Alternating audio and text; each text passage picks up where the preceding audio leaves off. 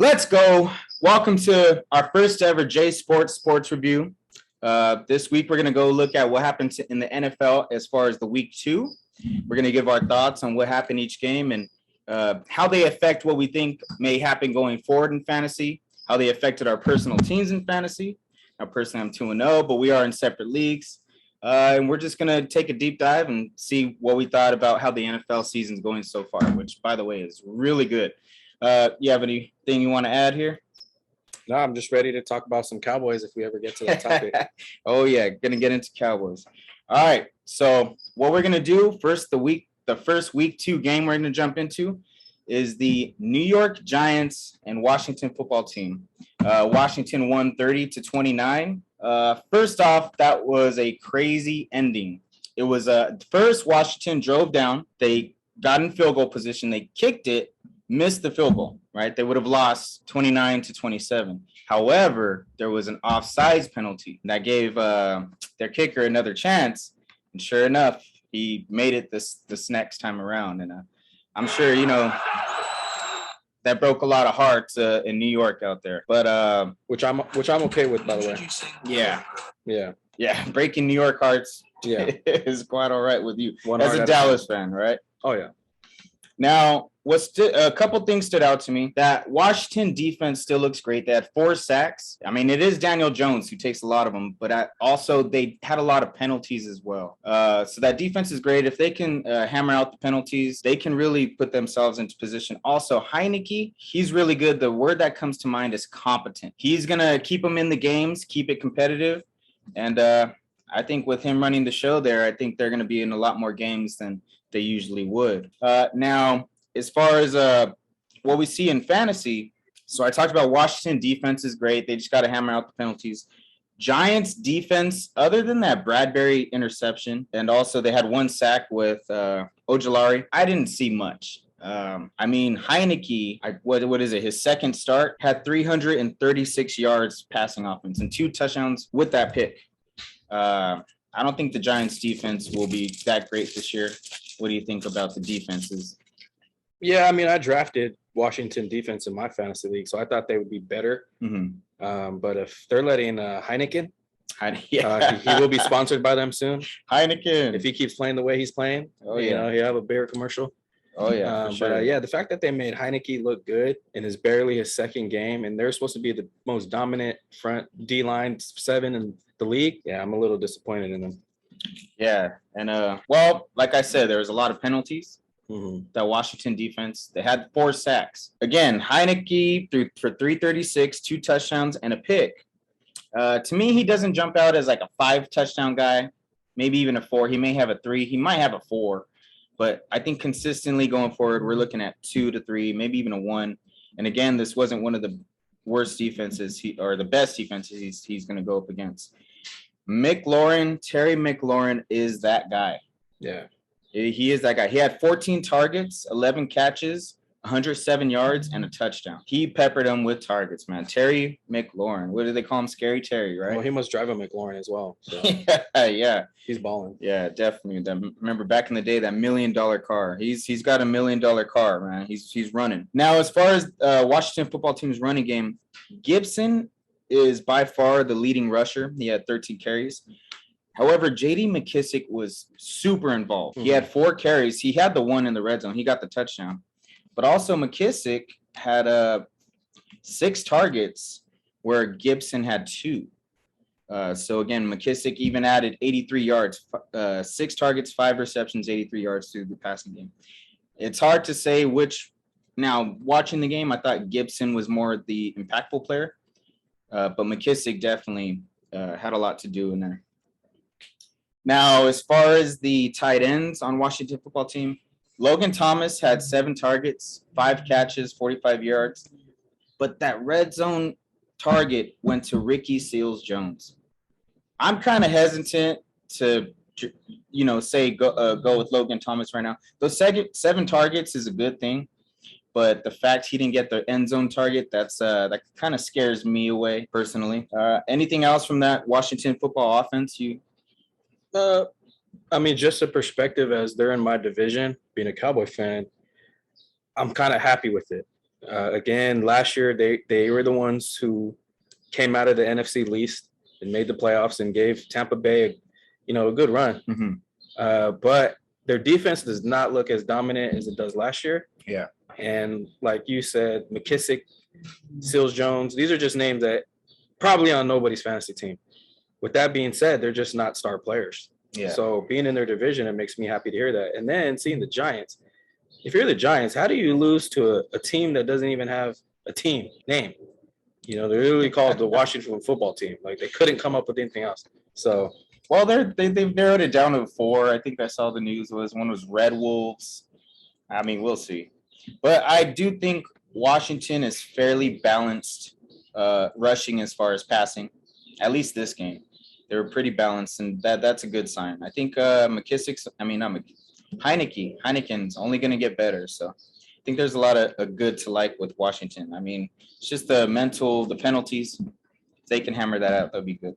Now, let's take a look at the opposite side. So we have Daniel Jones for 2 weeks straight now has led the Giants in rushing more than Saquon. Daniel Jones is running his butt off, and I believe that's because he can't really throw it. He can't throw his butt off. But as far as passing, he went 22 of 32 for 249 and a touchdown. I mean, it wasn't bad, but the thing about him in the pocket, he takes sacks like nobody's business. He holds the ball too long or something. But to add to that, he had 9 carries for 95 yards and a touchdown. Yeah. So we've seen him use his legs before, and he's doing it this season. But for that reason, I think fantasy-wise, he may be a steal, possibly. Yeah. If he can keep running and keep his job. But if they keep losing, it's only going to get harder and harder. Now, Saquon Barkley, we got to talk about Saquon. 13 carries, 57 yards, no touchdowns. I think he only had, 3 targets, but went 2 for 12. I mean, he averaged 4.4, which is respectable. But I do not see the explosiveness with Saquon. He's not passing the eye test. What do you see? Well, I chuckled when you said we got to talk about Saquon because I drafted first in my league, 10-man league, Christian McCaffrey. Now, nice. Coming back, and it's a 2-quarterback league, Saquon was there. And I was like, man, that would be a good duo, right? Let's say both these guys back in their prime, Christian McCaffrey and Saquon. So I was like, let's do it. Well, one's still in their prime. So I obviously had an eye on Saquon this year. You want to see burst. Mm-hmm. I thought I saw a glimpse of it. He did have one breakaway run this past week, which was good to see. But I will say this. I won't judge him until this week when he plays against that horrific Atlanta defenseless Falcons defense. Yeah, that's a good point. Yeah. So if he shows something this game, then I'll be excited. But if he does nothing against that defense, I might have to trade him, cut him or something. Yeah, it's tough, man. We want the best for Saquon, but we're not seeing the explosiveness we saw in his rookie year. And it's I know the injuries probably, it's scary to come back from something like that. But yeah, we wish the best for him, but we just don't see it this year.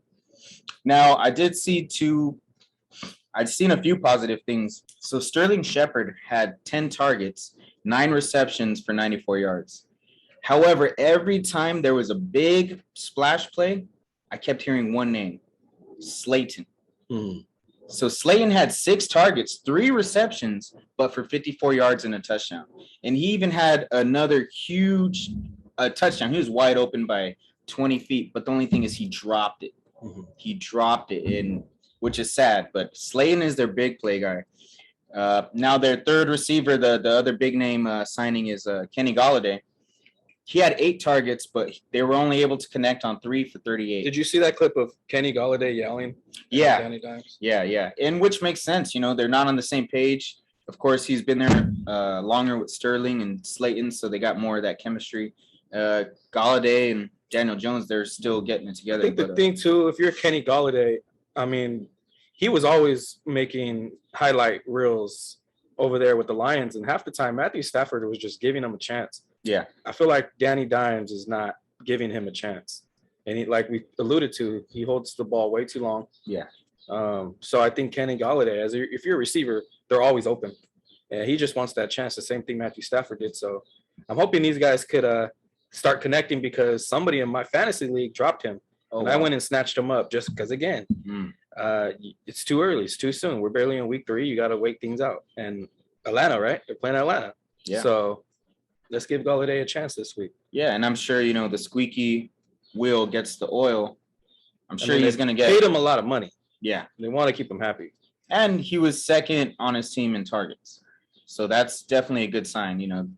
Once they get that chemistry down like he has with the other guys, it'll be good. Now, as far as their tight ends, Kyle Rudolph, 2 targets for 25, and he caught both, but for 25 yards. I'm staying away from their tight ends. I mean, for now, until we see more. Yeah, if Evan Ingram, I think he's been out. But if he comes back, I mean, he might be somebody to target just because the tight end position is so thin. Yeah. I mean, you got Kelsey, Waller, Hawkinson, and after that, Gronk maybe. Mm-hmm. Actually, not maybe. Gronk has been on a tear. Yeah. So those 4 guys, and after that, it's a major dip. Now, and then we contrast that with Logan Thomas, who had 7 targets. You can see why we're not too high on Rudolph as the tight end. But, I mean, other than that, as a Dallas fan, I got to ask, who do you dislike more? Man, no matter the name change, it's always going to be the Redskins. You could call them the Washington, what is it? What are they called again? Football team? Football team, yeah. Or the Red Wolves or whatever they eventually might, venture off to, but it's always going to be the Redskins. Yeah. It's going to be hard to shake that one. One more quick note I have here is Graham Gano is money. He is automatic. He went 5 for 5, and his long was a 55-yarder, and he was just connecting on everything. Yeah, when I saw that, I immediately thought the Cowboys should go and trade everything for that guy. Greg DeLay, we saw he could have, made those couple field goals against the Buccaneers, and Cowboys might be sitting at 2-0. Yeah. But, I don't think there's much trades for kickers these days. You kind of just play it out or go and find somebody. Yeah, and not to take anything away from Dustin Hopkins, he went 3 for 3. He did have that miss that was called back, and then won with the game winner. But when you watch Graham Gano kick, it's just automatic at this point. All right, so let's take now a look at our second game. So we're gonna look at the Patriots. Now we're gonna kind of blitz through a lot of these. Yeah. And then we'll get to the really juicy ones. The Patriots 25 to the Jets 6. Now, I don't know if this was Patriots' amazing defense, which we've seen them do before, especially 2 years ago, or is it the Jets' bad offense, or both?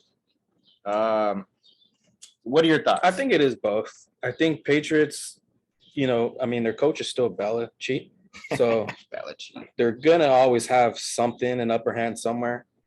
So I think that's part of their reason. He's always going to have the upper hand, especially when it comes to rookie quarterbacks. So he knows how to play against them. Yeah. So I think that a lot showed. He knows how to disguise certain things. But 4 interceptions, was it? Yeah. 4 picks.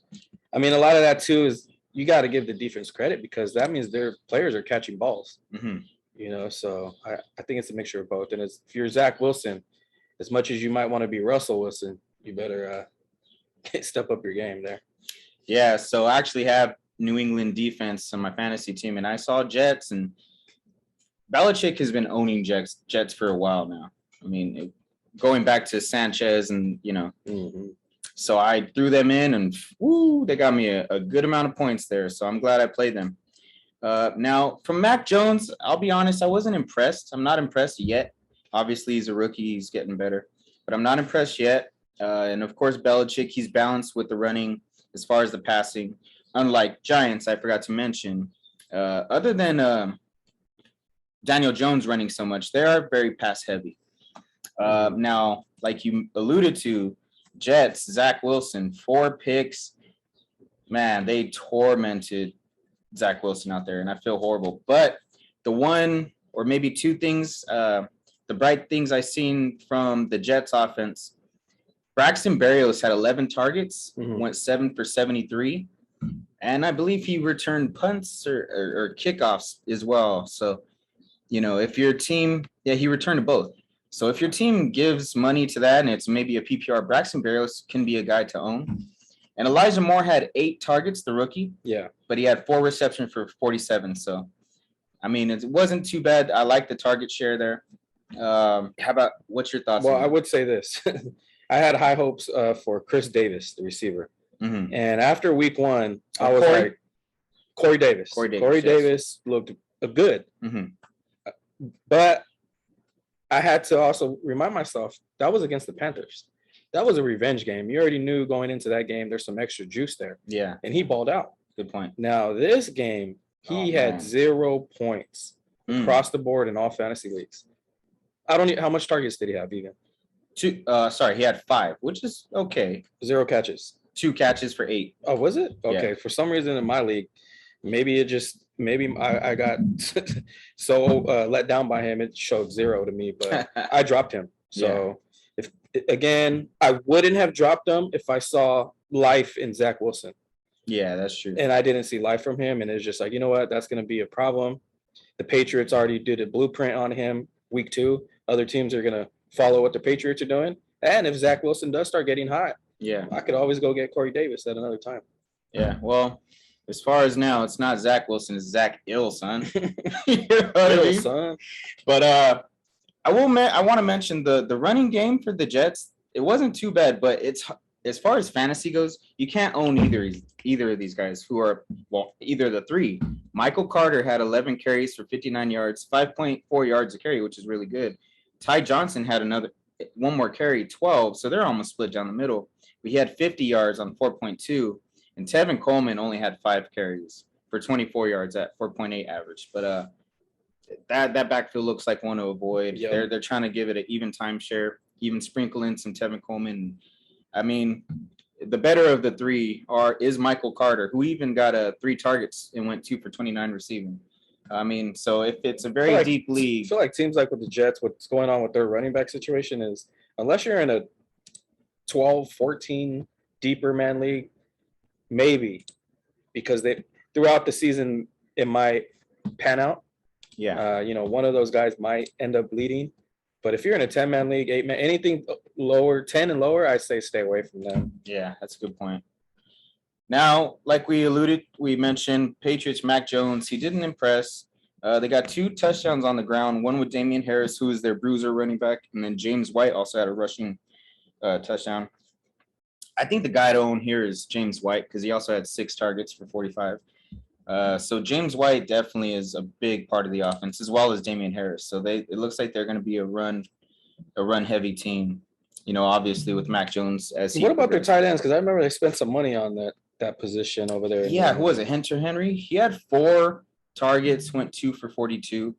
So I mean, that's pretty good yardage. That's 21 yards per catch, basically. However, with Mac Jones still progressing, he's not quite there yet. But I mean, you're right. That may prove fruitful later. Yeah. But as of now, again, so so 2 guys were tied with leading with targets. It was James White with 6, and then Jacoby Myers also with 6, but he went 4 for 38. And then, as you mentioned, Jonnu Smith, their other tight end they got, he had 5 targets and went 4 for 28. And they had another great fantasy player last year, Nelson Aguilar. Mm-hmm. So it seems like they got some pretty good role players, depth pieces. But, I mean, Mac Jones just ain't there yet. Well, later on, just for people that might be hanging on to Mac, will we have a return of the Mac or will Mac be whack? Yeah, we'll see, right? So, and since we're here, I do have to mention, before this NFL season, and I've told a few coworkers and buddies of mine, I had the weirdest dream. And as a Buccaneer fan, I'm hoping we return to the Super Bowl. I hope we win it again. We have a pretty good chance. Anybody does with Tom Brady. But I remember the dream. It was Bucs versus Patriots in the Super Bowl. But for some reason, the Patriots players were wearing Ninja Turtles costumes. Oh, wow. And I remember their quarterback going for 40-yard run on us. And then he takes off his mask. And who is it? It was Cam Newton. Oh, wow. So the fact they cut him, I'm kind of glad. It's like, oh, wow, they're this dream is definitely not happening. Yeah, exactly. And I only mention that because I've had some dreams that turned out true before. I had one before we got Anthony Davis.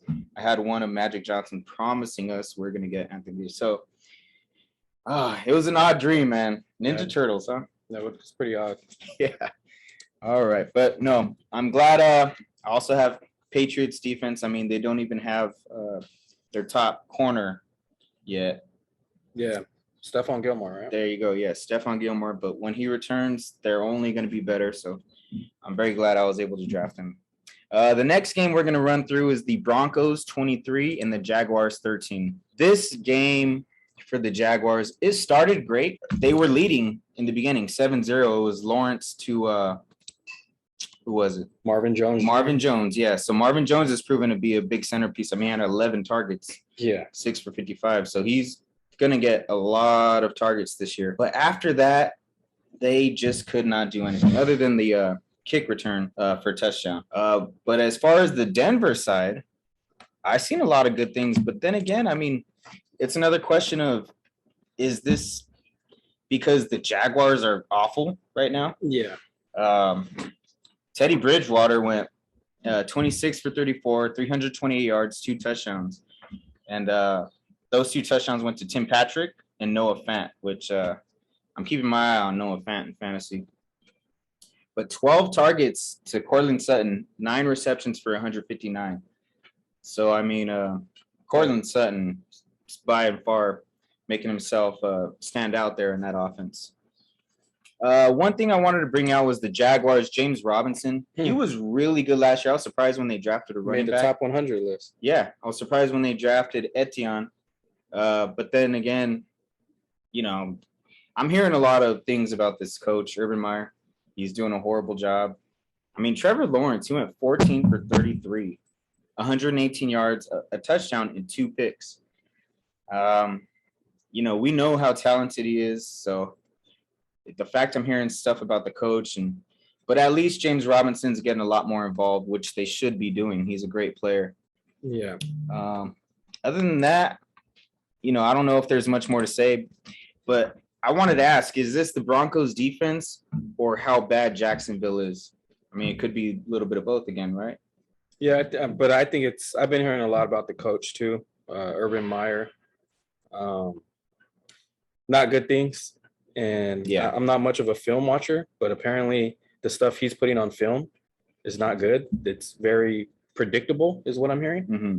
And the fact that they're not getting James Robinson involved, he's a top 100 player. He should be the vocal point of their offense. And it seems like Urban Meyer is just trying to do too much right now. Him and just, you know, with the first overall pick and Trevor Lawrence. Yeah, they need to start getting other guys involved.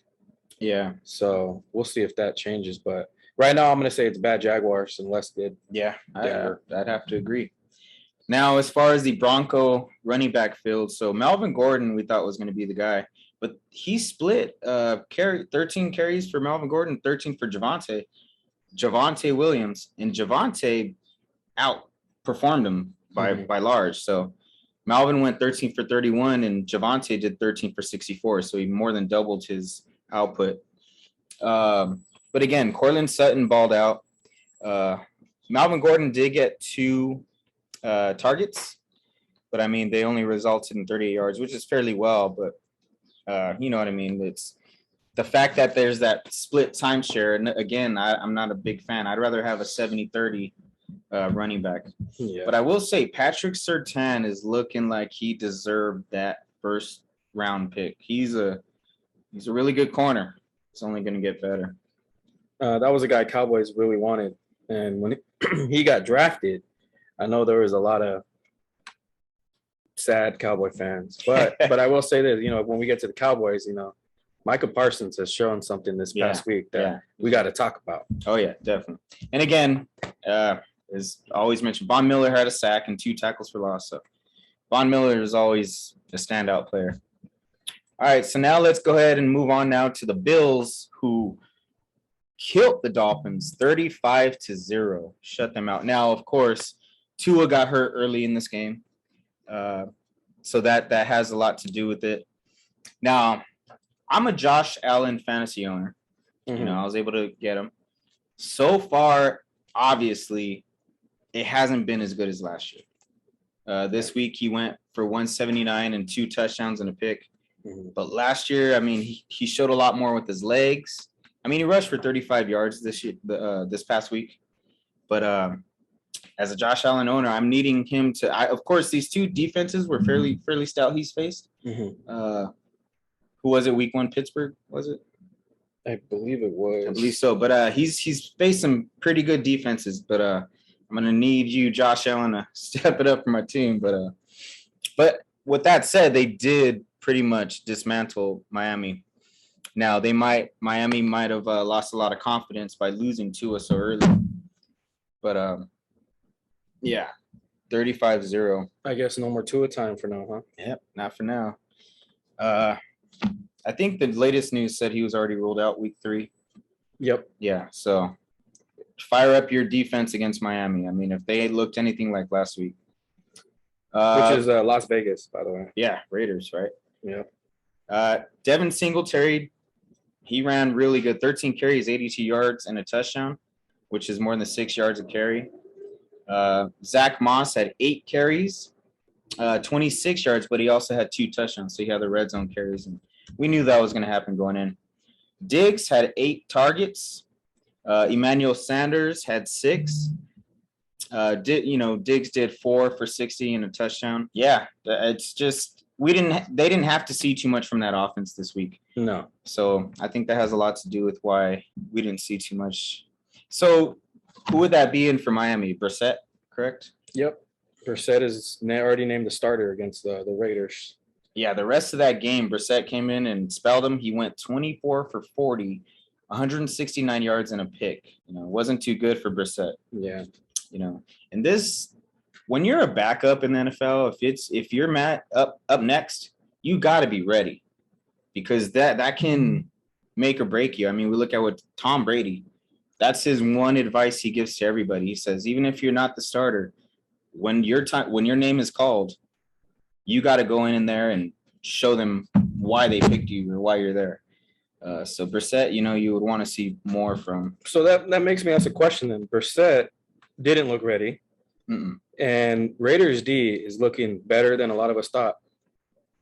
So for those that have Myles Gaskin and may have had high hopes coming in with Myles Gaskin, is this time to panic depending on Tua's injury? Because if Brissett continues to play this way, I mean, Myles Gaskin might not be getting much looks. Well, I would say yes and no. I would say yes, it's be afraid, because if that offense can't move, then it's not your ceiling is only so high. But at the same time, with seeing if Brissett, they may go run heavy. Mm-hmm. So I guess this next week we'll see how it goes. If Gaskin can exploit some holes and run good on this defense, then that might be what they do until Tua gets back. But if they just can't sustain drives, then it looks like we should be scared about Gaskin. But for now, I mean, I guess this upcoming week is a good indicator of what we'll see. And I don't want to talk too much about the offense, because the Tua did go down and they were playing from behind a lot. So Jalen Waddle got 8 targets, 6 for 48. Devontae Parker got 9 targets, 5 for 42. And Gesicki had 6, 3 for 41. But I mean, I don't want to go too much about their offense, because it was bad from the beginning. All right, who's up next? All right, so up next we got, we can go into this one, Niners and Eagles.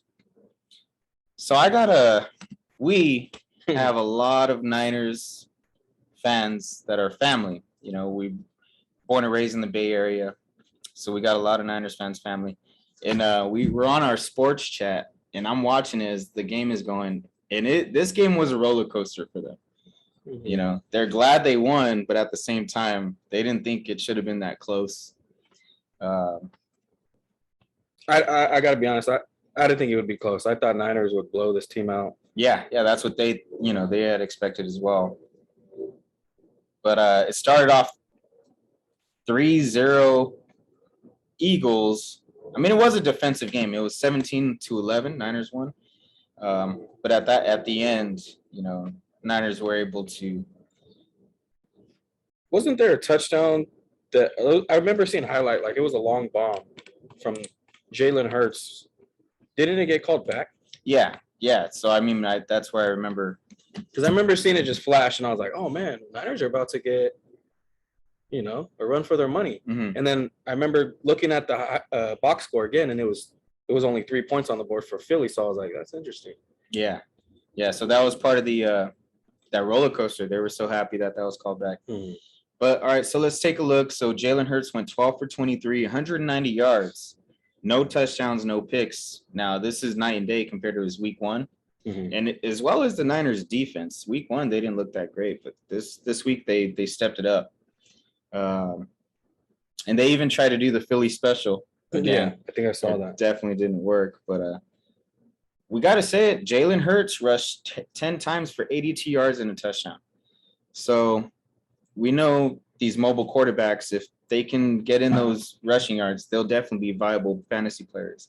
And Miles Sanders went 13 for 55 as well. Quez Watkins went 2 for 170 yards. 2. So that means I don't like to depend on. He's their big play guy. Yeah, I don't like to depend on it, big play guys, when it's just 2 targets. I mean, we say 4 big opportunities. I like it. 2, I mean, it depends. I mean, if you're Deshaun Jackson, it's like, okay, you're going to get both of those. Old Deshaun. But, I mean, Devontae Smith still led the team in targets, 7 targets, but he only caught 2 for 16. So, I mean, Niners really did a good job taking Devontae out the game and really helped stop or slow down that Eagle offense when they only scored 11. But, yeah, Jalen Hurts also had a lost fumble. And not much more to mention on the offense. Zach Ertz went 2 targets, 1 for 6. Jalen Reagor, 5 targets, 2 catches for 5 yards. I'm hearing Ertz got injured. I'm not too sure if that's correct, but if that is true, so Dallas Goedert, I know a lot of people were kind of eyeballing him on fantasy. Mhm. If Ertz is officially out this next game, this might be Dallas Goedert's time to get the full load at that position. So, and I don't know who they play next, the Eagles, but keep an eye on Goedert. Yeah, keep an eye on him. Ertz definitely been living up to his name his whole career. Oh, they play the Cowboys Monday night. Oh, there you go. So yeah, Zach Ertz, man. Dallas against Dallas. Yeah. But now let's take a look at the Niner offense. So Garoppolo looked pretty good in this game. He went 22 for 30, only 189 yards and a touchdown. But at this point, I kind of feel like we know who Garoppolo is. That line alone tells me he managed the game. Yeah. So Garoppolo, he has one of the best over the middle passing like arms ever. However, other than that, outside of that, I'm not a fan. If they can shut down that over the middle passing window for Garoppolo, he doesn't have much else. But also, I mean, Niners running backs. Now, this game, they didn't do as much as they have in past weeks. Their Eli Mitchell carried the most, 17 for 42, which is only a 2.5 yard average. It's not that great, but they always are able to get off those big plays. This week, they really didn't get any big plays from I mean, Jermichael Hasty had 5 for 38, which is fairly well. So he kind of showed out in his couple of carries he had. But there was no big running plays this week, and usually Niners are able to do that. So, you got to give credit to the Eagles who were able to kind of stop those big running plays. And, I mean, Garoppolo ran 11 times, only 20 yards, but he did get a touchdown. Yeah. Deebo Samuel. Deebo Samuel this year. So last week he had a huge game. This week, 8 targets, 6 for 93. I was able to snag him in one of my leagues. He's just so far been very consistent. We'll see obviously how it goes going forward. But I'm hoping it continues. And Brandon Ayuk.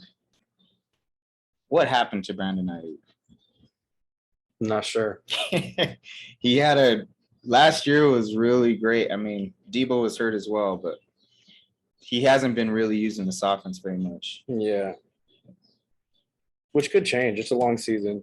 I mean, and another guy, Kittle. Should we be worried about Kittle? I am worried about Kittle because this was the same I know he had injuries last year, but this was kind of around the same you're getting from him in the games he was healthy in. Mm-hmm. Just really quiet.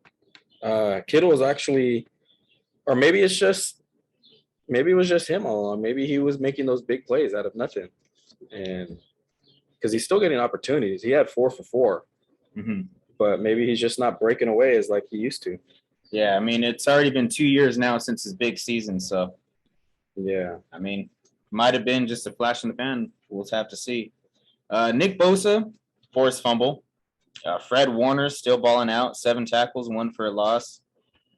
Bosa again with 2 sacks. 2 of those were sacks. So Niners definitely last year were missing Bosa. oh yeah, And of course, if Garoppolo could stay healthy, I mean they're 2-0 now. So if Garoppolo could stay healthy, Nick Bosa could stay healthy, they'll be great. And again, Kittle had a lost fumble here. Or no, I'm sorry, he didn't lose the fumble. He fumbled. So I do got to ask before we move on from the Niners. sure. So they did trade up for we all know who. How short or long of a leash does Jimmy G have? I mean, he's 2-0 now. If they keep winning, he'll stay the guy. I mean, that's all that matters, right? Winning. So I mean, because I even just pulled up Trey Lance right now for us right here, and he's in the middle. What's up, Trey? How's it going, bro? yo, Trey, what up, man? So I know a lot of not Cowboy fans. Niner fans. Cowboy fans are not excited, but Yeah. Niner fans are definitely excited for this guy. I even have some people saying Treyway, bang bang Niner gang. Oh yeah, that's all. He's hip, he's cool, he's a younger guy. Brings more swag.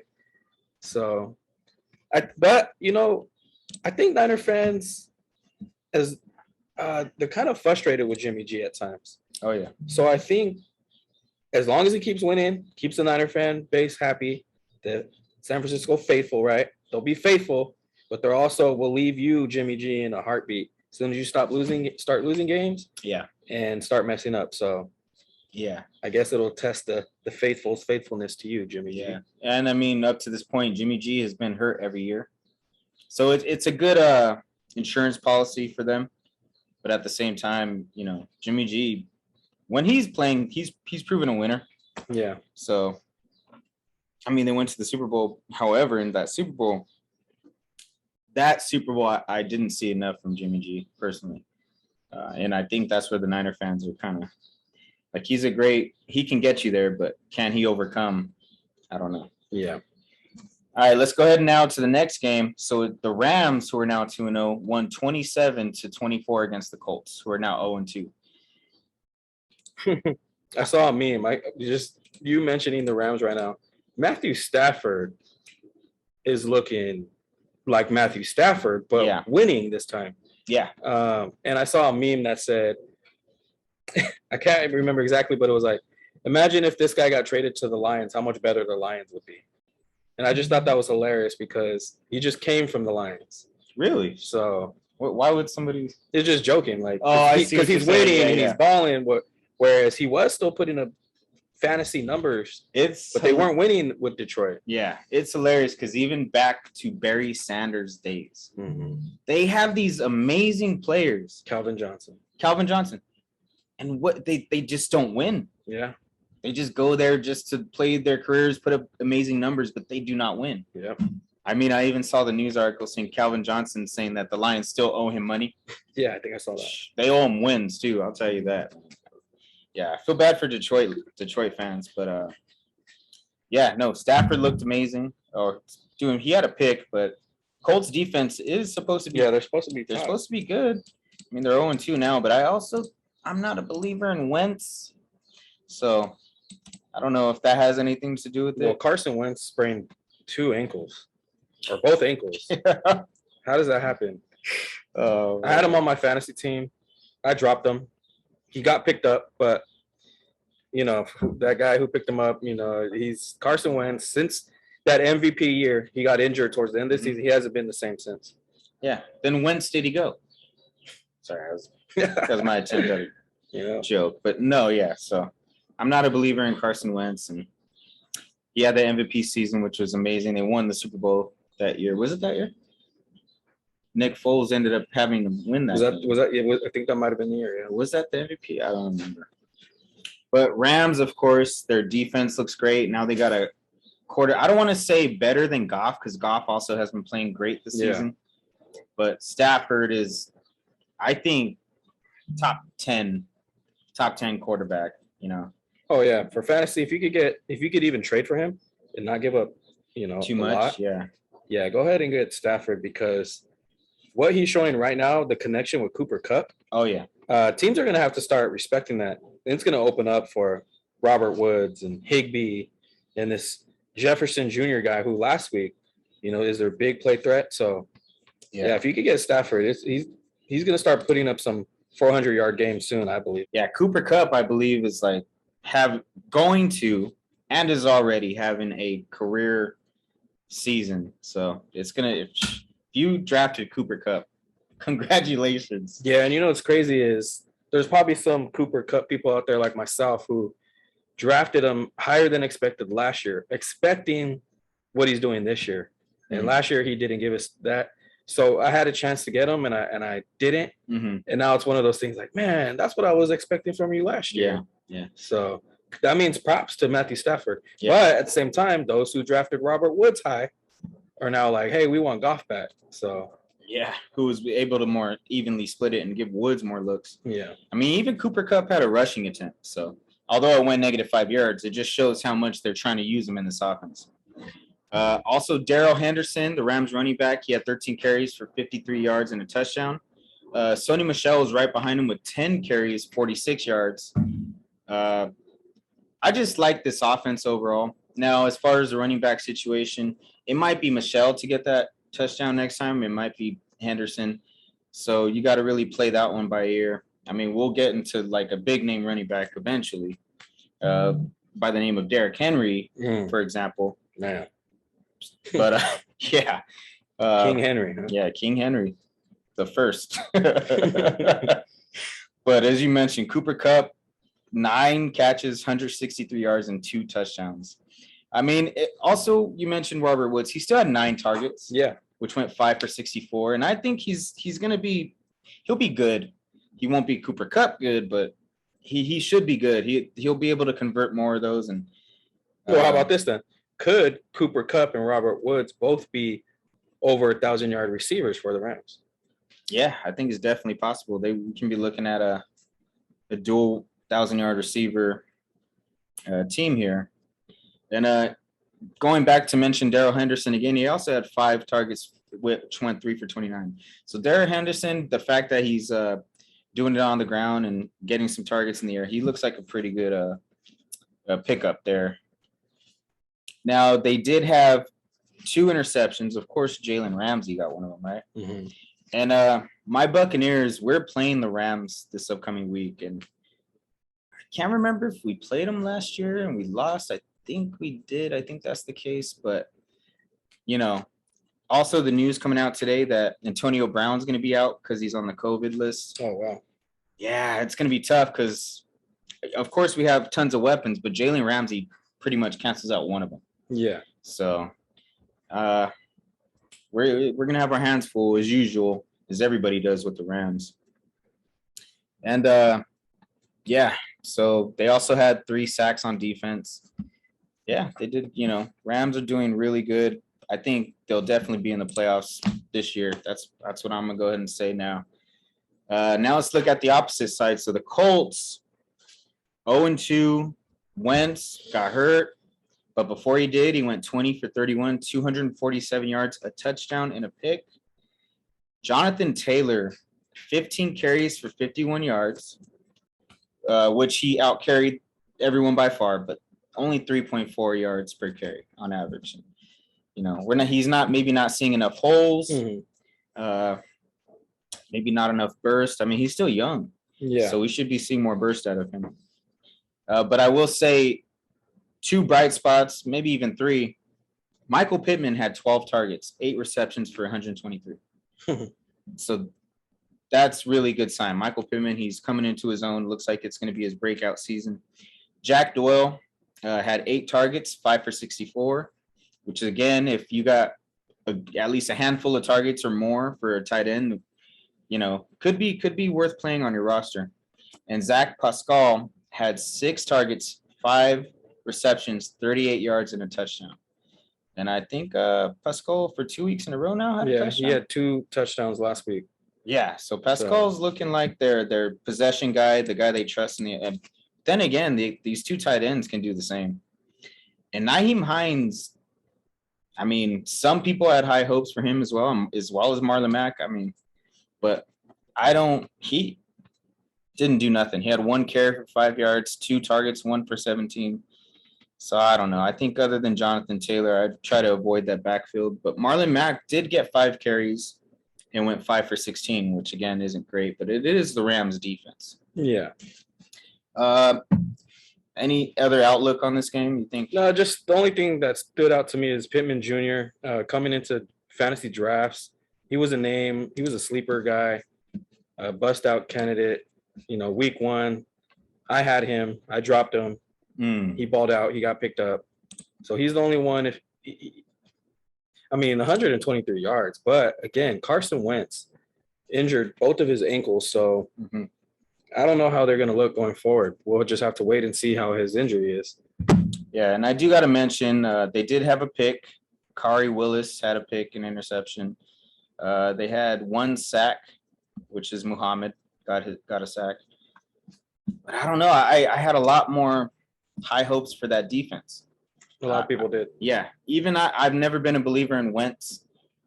I still thought that defense was solid, especially with, that old Niner player was Armstead, I believe was his name. I'm not too sure. But, yeah, I definitely had higher hopes for that team. Now let's get into a good one, which I actually caught the end of, which is a crazy ending, which is the Raiders 26, the Steelers 17. Now this ending, talk about a wild ending. I think this is a Sunday night game, if I'm not mistaken. No, I think it was 1 o'clock. Was it? Okay. But yeah, this game was, let me see. I'm looking at the right one here. Oh, no, it was a morning game for us here. Oh, okay. I'm getting my games mixed up. I'm sorry about that. Yeah, last week, the Raider game. Monday night. That game was probably one of the best games I've seen. Yeah, if we can backtrack. In a long time. That ending was just crazy. It was Raiders versus who do they play? Ravens, yes. That ending was just. Yeah, that was one of the unbelievable. Craziest. Had that game been like a Super Bowl, we'd be talking about it for a long time. Yeah, so if I can remember correctly, so Raiders came down, kicked the field goal to tie the game, which in itself was crazy. Then they went into overtime. They score a touchdown. Yeah, they review it. Deep bomb to Brian Edwards or something. Yeah, they review it. Nope, down at the 1. And then what happened? Was it a fumble or a pick? Or it was so I think they did a quarterback sneak. He didn't get it. And then it was 2nd down, false start happened. Oh, yep. It took him back. And then I think it was the 3rd down, Derek Carr, it got tipped or something. It got intercepted. Oh, yeah. And even then I remember it, but he ran it out. But I mean, you never know where sometimes they think, I might have been in the 1 carried into the end zone.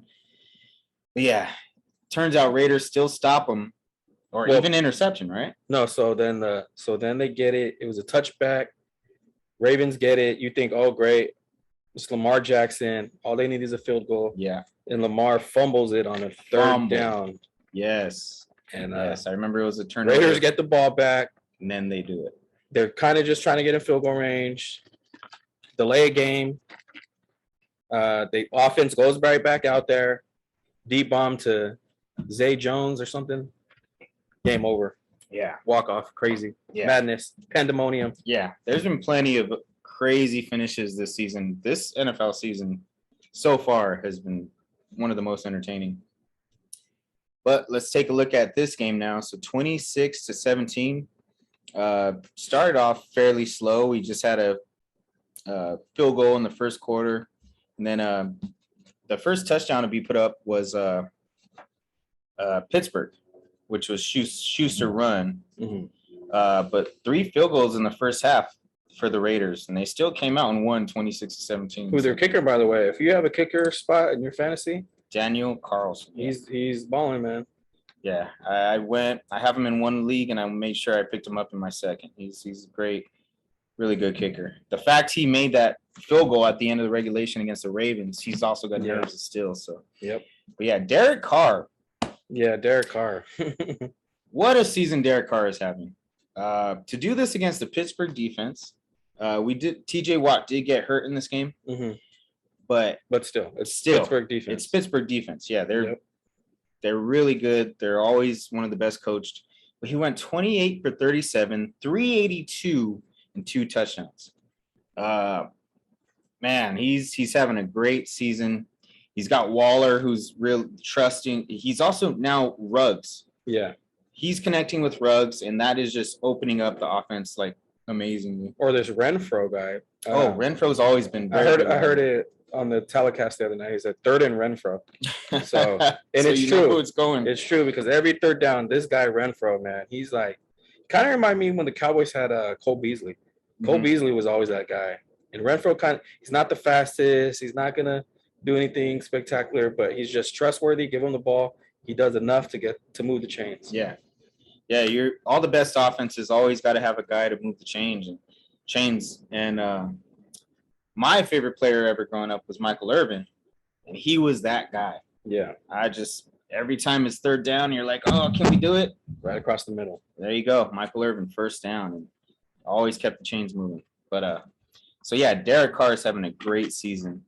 Now, the running back Josh Jacobs was out this game, so Peyton Barber ran 13 times for 32. Which is only 2.5 yards per carry, which isn't great.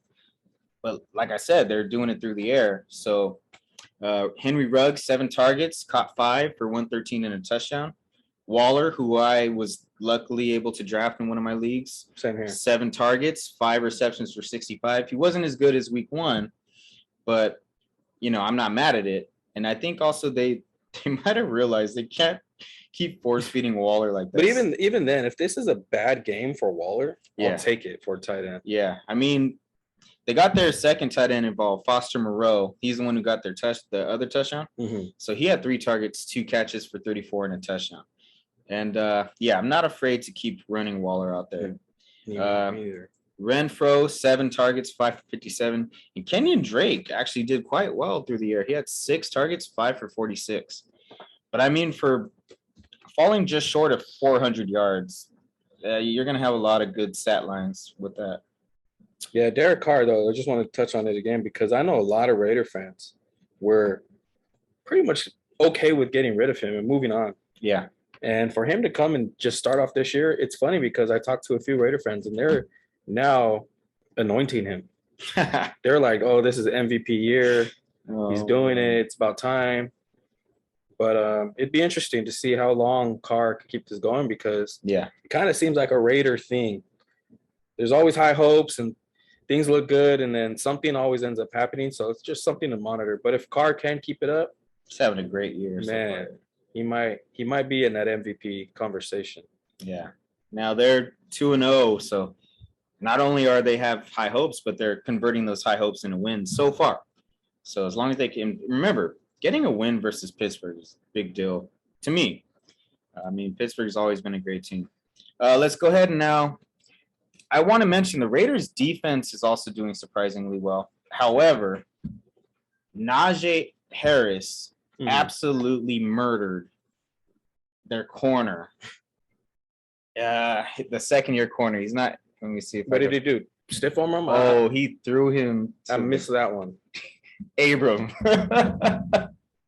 Now, Abrams is somewhat of a small guy. He's a corner. Yeah, he's tiny. But, oh, my goodness. I would not want to be the receiving end of a Najee Harris stiff arm. Not after that. But, the Raiders' defense is definitely playing a lot better. Usually the defense was their weakness. Trayvon Mullen had a pick. And Solomon Thomas had 2 sacks. So, really good job there. Now, they did let go of 300 passing yards, but they only allowed less than 40 on the ground. So they were able to stop the run effectively. So now let's talk about the old man, Ben Roethlisberger, 27 for 40, 295, a touchdown, and a pick. What are your thoughts on Big Ben this year? It's kind of, I mean, it's Big Ben, right? So you expect good for fantasy. Yeah. But it just seems he's not the same. I don't know if that's the running game. You do have a rookie running back, but normally you're getting high numbers from Big Ben. Mm-hmm. I mean, 295 is not bad, but it just seems like we expect more. Yeah. Given his weapons that he has on offense too. Yeah. But, so I'm just a little, I don't know. I don't know how to feel about Big Ben right now. Maybe if they get the running game going, it'll help. But yeah, I mean, it's again, Najee Harris, 10 carries, nobody else came close. And he is a rookie. You know, maybe they're still trying to get a feel for the run, but yeah, the running game is not as good as last year with Connor, which is surprising. I'm surprised they let Connor walk, but obviously Pittsburgh do not want to pay their running backs. Yeah, they've proven that with Le'Veon. Yeah. They think any guy would work, but I mean, obviously, maybe now it's time for them to see. But the guy that I was able to draft and who so far has been paying off pretty well was Deontay Johnson. Sell high. Sorry, I'm high. I probably should, because every time he catches the ball, he's injured. He is injured or looks injured. He did that to me last year. Oh man! And I end up getting nothing for it. Skip the headache. You know, sell high. If you could get like a 2-for-1 for him, I would do it. Yeah, not a bad idea, because you're holding your breath every time scary. He play. Yeah, I'm not. I mean, even at the end of the game, I saw the end of the game. He made a catch, and then he was laying on the field at the end of the game. Like everybody's like ready. They already were home, and he was still laying there. Oh man, yeah, Deontay, come on, man, you're in the NFL, buddy. All right, yeah, I shouldn't talk, but okay. So he had 12 targets, that's a lot. Yeah, great. He's a great player. He's good. He's got his size. I think is like an ideal size for a receiver. Yeah, you got to be more tough. Yeah, he was able to convert 9 receptions on 105 yards, so he still put up great numbers. No touchdowns though. Now let's talk about the rest of the receivers, Juju and Claypool. Yeah, and James Washington. Is he a running back? He might be a running back. He might be a running back. He's their Swift Army guy. Yeah, so Juju and Claypool. So Claypool had 9 targets. Juju had 7. But again, Juju did have that rushing touchdown in that shotgun formation. Yeah. Wildcat. But Claypool was only able to make 3 catches on 9 of those targets, although he did go for 70 yards. Yeah. I think he's just waiting to break out. Now, that right there shows me that I think Ben might be good. Yeah. I think his targets to Claypool for some reason just aren't connecting. Claypool's his deep guy, you know, so I think if they can get that down, it'll open up the offense more. And like you said, they do need a running game. But right now, if I'm a Pittsburgh fan, I'm not too excited for what I see, but I do want to see better. You're almost at a fork in the road here. Also, too, I mean, Pittsburgh played the Bills and then now the Raiders. I mean, both of those defenses, Bills and Raiders, are showing, you know, they're good. Yeah. But so who does Pittsburgh play this week? Bengals. Okay. Now we'll really see. Yeah. Let's find out. Let's see if fire up all your Pittsburgh guys against the Bengals. Yeah, let's see if the Bengals Pittsburgh is going to do a lot better. And, you know, I even drafted Pittsburgh defense because last year they were amazing. And TJ Watt did get hurt this game, so I'm hoping he makes it back. And TJ Watt also had a sack as well as Melvin Ingram. Yeah, I think their defense will be all right. Yeah, I'm hoping. Again, that's to say again, Carr is having a great season. All right, so let's go ahead and move on to the next game. Now, I also have family and friends who are Raider fans. Hey, it's a good season so far, right? Let's hope it keeps up. All right, let's take a look at the next game. Who do Raiders play next week? Dolphins. Miami Dolphins. Fire up that Raiders defense. Oh, yeah. Yeah, it's looking like Brissett.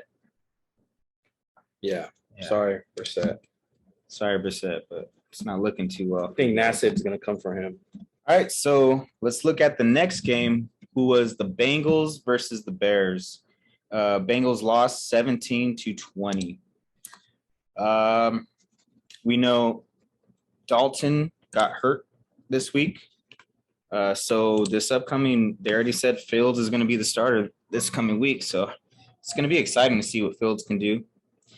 I just hope his comment don't come back to haunt him that, NFL's kind of slow, he said.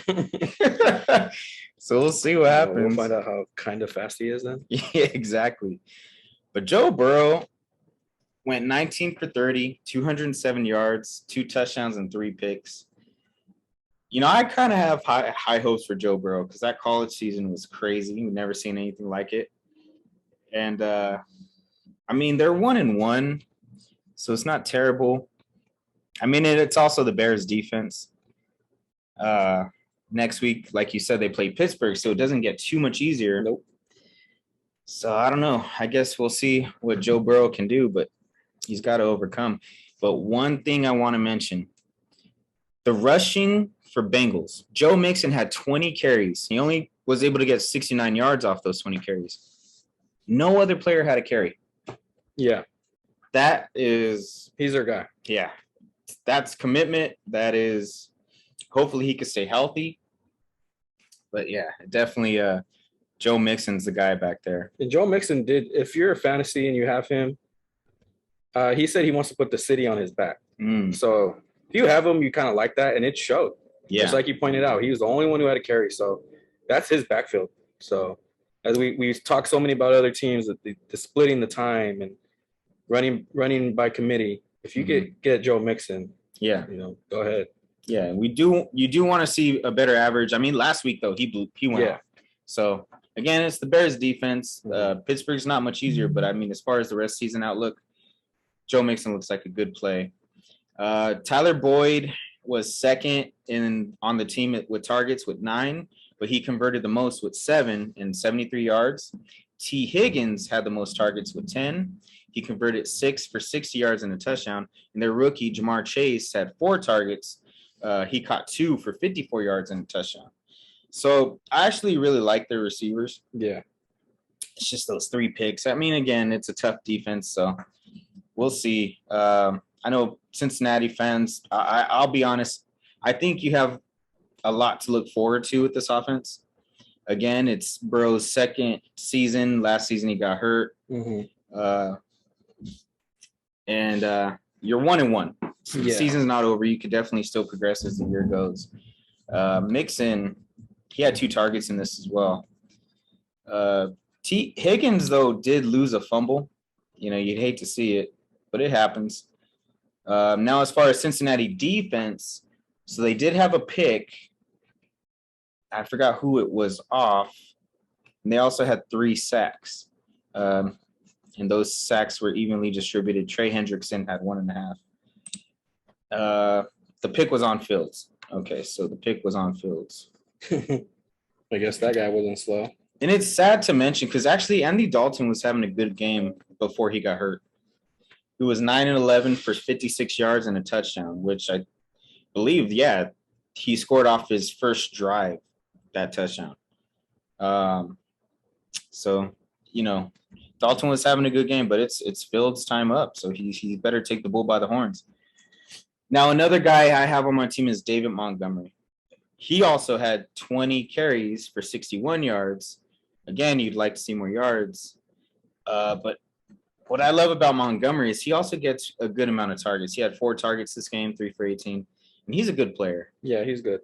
Now, I'm interested to see how that dynamic is when Fields comes in. We'll see how he likes to use the running backs or how the coach wants to use the running backs. But I like Montgomery. I might bench him this week just to see how it goes. It's against Pittsburgh, right? No. So the Bears are playing. Oh, the Bears are playing. The Bengals are playing Pittsburgh. Yeah.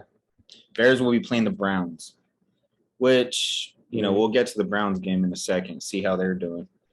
But I might just want to take a week with Montgomery on the bench to see. And I have Josh Jacobs as well as I have another running back. But I might go another way there. But as far as the offense, so Mooney actually had the most targets and receptions and yards. So 8 targets, 6 receptions for 66 yards. Allen Robinson, who was probably their best receiver, had 4 targets. He converted 2 for 24 and a touchdown by way of Dalton on that first drive. So he probably would have had a much bigger game if Dalton was still in there. But sadly, he went down. And David Montgomery had 4 targets, 3 for 18. Honestly, looking at this box score and everything, I'm surprised Chicago won this game. Yeah. You wouldn't, looking at this box score, you wouldn't think. I mean, look at their quarterbacks. 6 completions, 9 completions. Yeah. In today's NFL, how do you win like that? It says 15 for 24 on 116 yards for a touchdown and a pick. Yeah, how did how did this happen, right? Yeah, it's interesting. Chicago won it. I mean, that Chicago defense, they came to play. Yeah. But yeah, Chicago's defense is still legit. Trust me, I know. I saw them beat up my Buccaneers last year. Roquan Smith is a beast. Robert Quinn is a beast. And, of course, they got the Khalil Mack back there. Yeah, they had 4 sacks. So yeah, that defense is amazing. Actually, I got 5 here. 2, 3, 4, 5. Yeah. Or was it 5? I got 5 sacks here. 3 picks? And 3 picks. Well, yeah. Burrow had 3 picks. Oh, yeah. So, yeah, this defense is really, really good. But, yeah, so like we mentioned, Fields will go against the Browns next week. And the Bengals doesn't get any easier for Burrow next week. He's going to go up against Pittsburgh. But with or without J.J. Watt, we'll have to see. All right, so let's go ahead now and let's look at one of those teams, the Browns, who beat the Texans 31-21. Both teams are now 1-1. And I was watching the beginning of this game, or I kind of kept an eye on it, and I've been pleasantly surprised with Tyrod Taylor. He has been doing really good. Of course, he got hurt, and he's going to be out next week. 4 games. Yeah, he's going to be out. It's going to be Davis Mills' time to run the offense. But Tyrod Taylor was having a great season. Sad to see. He was even making other players viable fantasy options like Brandon Cooks. Mm-hmm. Yeah, hate to see it. But the Browns, they ended up winning this game. We know the receiver got hurt, Jarvis Landry. Yep. And I have him. So that's a tough pill to swallow for me. But so they're going to be without him this week. But yeah, did you see anything in this game that stood out to you, or just Nick Chubb, 11 carries for 95 yards? I mean, this dude's a beast. Yeah. He would have more numbers if it wasn't for Kareem Hunt. But, last year I had Chubb and Kareem Hunt, man. I wanted to trade for him because I just wanted a handcuff. Yeah. And there's certain games I noticed later in the season, the Browns start using both of those because the weather, where they're playing at, the field starts getting slicker. Mm-hmm. Those games, they use Chubb and Hunt a lot. So those two guys are a good tandem. Yeah. Now, Hunt actually outcarried Chubb's, had 13 to Chubb's 11. But like you said, Chubb had 95 yards and a touchdown. Kareem had 51, no touchdowns. And, of course, Baker Mayfield had a rushing touchdown as well. Andy Yanovich also had a rushing touchdown. So Chubb is amazing. He'll get it done. Yeah. But, I mean, this backfield, you can almost own anybody back here. Yeah. Baker Mayfield, Yanovich. Nah, maybe not Yanovich. But I will say, I mean, I know a lot of people now, like you said, looking with Landry out. Man, Odell, where are you at? Yep. Odell, it's time to show up, show out. Stop getting in Drake's music videos. Yeah. What are you in this for? Rings or tings? Rings and tings. No. The hotline blinks. You could do them tings after you're retired. But let's now look at so actually Austin Hooper had the most targets with 5, and he caught all 5 for 40. Felton caught their lone touchdown, and he only had 2 targets for 51 yards and had the touchdown. With Landry out, who is their PPR guy, who do you look at other than Odell? That's the thing. I don't even know. Yeah, right. They're Higgins. Maybe they have so many tight ends they use. It's tough. It's tough call. Yeah, I wouldn't know. I think maybe they're just going to go Chubb and Hunt all day. It might even be Hunt who ends up becoming the receiver and Chubb getting a lot of carries. So, yeah, that's the route they might have to go. Now, I do remember last season when Odell was in there, he kind of force-fed Odell, and the offense kind of was hurt because of it. So it's it's going to be interesting to see what happens. They are playing Chicago next week, so buyer beware. But Baker Mayfield went 19 for 21, which is crazy good as far as percentages. 213, one touchdown through the air, one through the ground, and a pick. Now let's look at the Texans side. We have to? Yeah, do we have to? Like I said, Tyrod was balling. Oh, real quick, I need to mention Malcolm Smith got a pick, and they only had one sack. I don't know. What do you think about the Cleveland defense? Yeah, I don't know. I mean, they have what is Clowney? Garrett. Is Denzel Ward playing, or is he not playing? Just double check. Yeah, they have a lot of guys that you expect a lot of, but I would think, against the Texans, they would have really shut them down. And the fact that Texans put up 21 on them, it's a little concerning. But yeah, and they lost the week before that. So I don't know about Brown's defense. Maybe just hang on tight. And I mean, you can say that Clowney and Garrett, maybe it's taking them a second to gel and kind of figure it out how they want to rush. But right now we did expect more from that defense. Now Texans, like I said, Tyrod Taylor was having a great season. Just feel bad for the Texans. They, as the Texans, you traded DeAndre Hopkins, who is amazing, not was. And then the fact that the whole situation with Deshaun Watson. That's just we saw last year what he could do. He can make nothing out of something, or he can make something with nothing. So the fact that they don't have him, I mean, it's probably gonna be one of those seasons for those fans. Just really how Cowboy fans felt last year. Yeah. Well, they won the week one, which I believe might have been against the Jags. So it wasn't against anybody great. Yeah, it was the Jags. So it'll be a long season for them. I seen the rumor mill earlier saying that Deshaun Watson is only sitting because he wants to. Yeah, I know. That's hilarious. I mean, I'm going to try to avoid speaking on that. I just hope he's staying out of massage parlors. Yeah. Right now. Yeah, just lay low, Deshaun. But I have to say, Davis Mills, who spelled Tyrod, he only went 8 for 18, which wasn't that great. Got 102 yards, but he did get that touchdown. But he also threw a pick.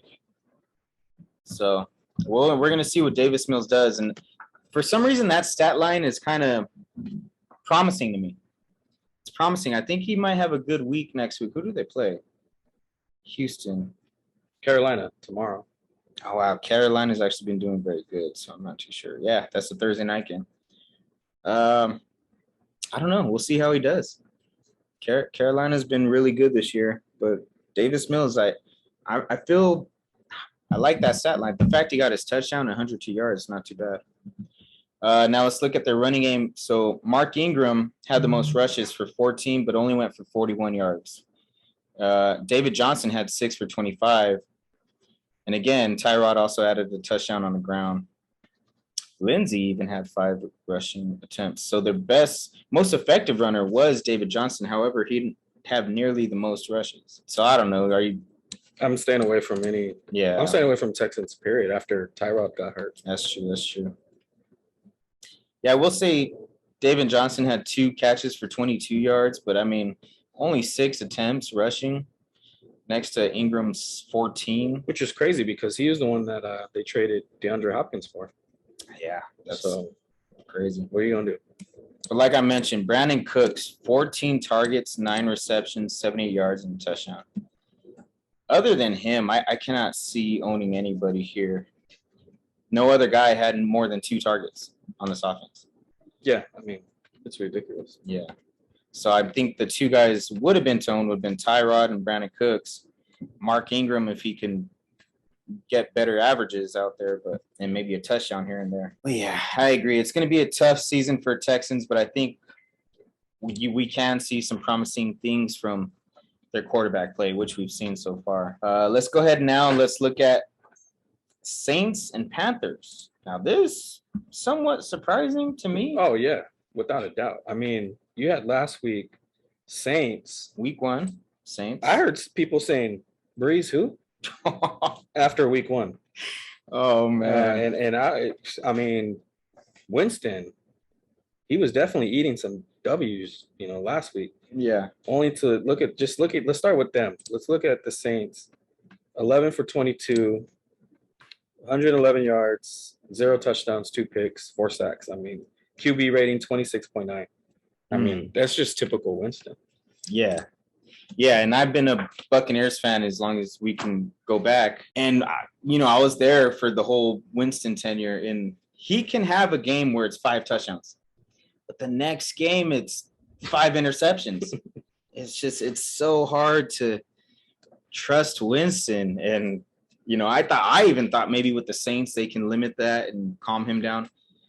Man, 111 yards and 2 picks. I just thought when I saw this game on the schedule, I was like, oh boy, here we go. Kamara versus McCaffrey. Mm-hmm. These two guys are going to go back and forth, and it was lopsided. Yeah, and I own Kamara, partly because he single-handedly won me the championship last year, which was crazy. I forgot how many 6 touchdowns. 6, yeah. He single-handedly won me that championship last season, but in week 1 he was great, but this offense could not move against Carolina. Now, Carolina, they're 2-0. Mm-hmm. They shut down both teams they've played, or if not shut down, did really, really good defensively. I remember before the season started, they did a simulation of Madden simulation to make playoffs. I mean, Super Bowl. In the NFC Championship, it was Buccaneers, Carolina. Really? And Carolina beat us. Wow. To make the Super Bowl against the Chiefs. Yeah. And then Chiefs won, obviously. But man, it's very interesting. I don't know how Carolina's doing it. They're doing it. But yeah, Winston, it's going to be, as far as fantasy, he can have those 5 touchdown games, but after this, I want to stay away. It's too, even if he has another 5 touchdown week this upcoming, I need to see him string it together. Yeah. Before I can put confidence. And so how do you feel about Kamara? If you own him, which you do. I do. I can't not play him. I can't not. Can you trade him?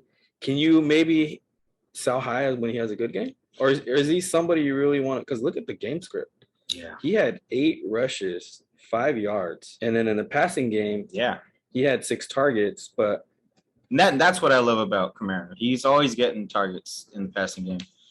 But I mean, that's scary. Because if that's his floor, that's really bad. And that's why I said earlier about Waller. If this is a bad game, wow, I'll take it. Exactly, yeah. Now, they do play Patriots next week, so it might not even get better this week because they always take away your best players. Yeah, I might be with you. I might have to explore trade options there. And I know it's going to be hard for someone, like you said, 6 touchdowns in the championship for you. So that's something you're always having in the back of your mind when it comes to Kamara. I wonder if I will be able to get someone like a Nick Chubb because Breeze is gone and Breeze helped, and now we're seeing. Yeah, at least Breeze was consistent. Mm-hmm. Yeah, Winston, I don't know if we're going to see that consistency. But yeah, Taysom Hill had 2 carries, 16 yards, no pass attempts. I think as bad as Winston played this week, we may actually see more Taysom Hill. No, yeah, that's a good. I forgot about that. We and that can even help Kamara. Mm-hmm. Keep the defense honest. So, yeah, I don't know. We're Saints. This game is kind of scary, but also again, Panthers have been doing a lot better than anybody expected.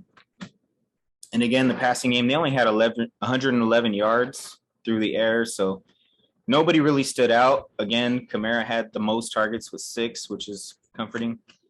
I mean, again, can Mike Thomas help this team? That's a good point. Michael Thomas? He could. He's expected to be ready after week 8 or 7. Yeah. So, I mean, yeah, he was a top receiver before all the contract stuff. They had quite a bit of big plays. So they had a 27-yard pass to Lil Jordan Humphrey. I'm sorry, I don't. Lil Jordan. And then they had another 20-yard pass or 23-yard pass to Juwan Johnson. Man, Winston he wants the big plays, but I don't know if you can be consistent that way.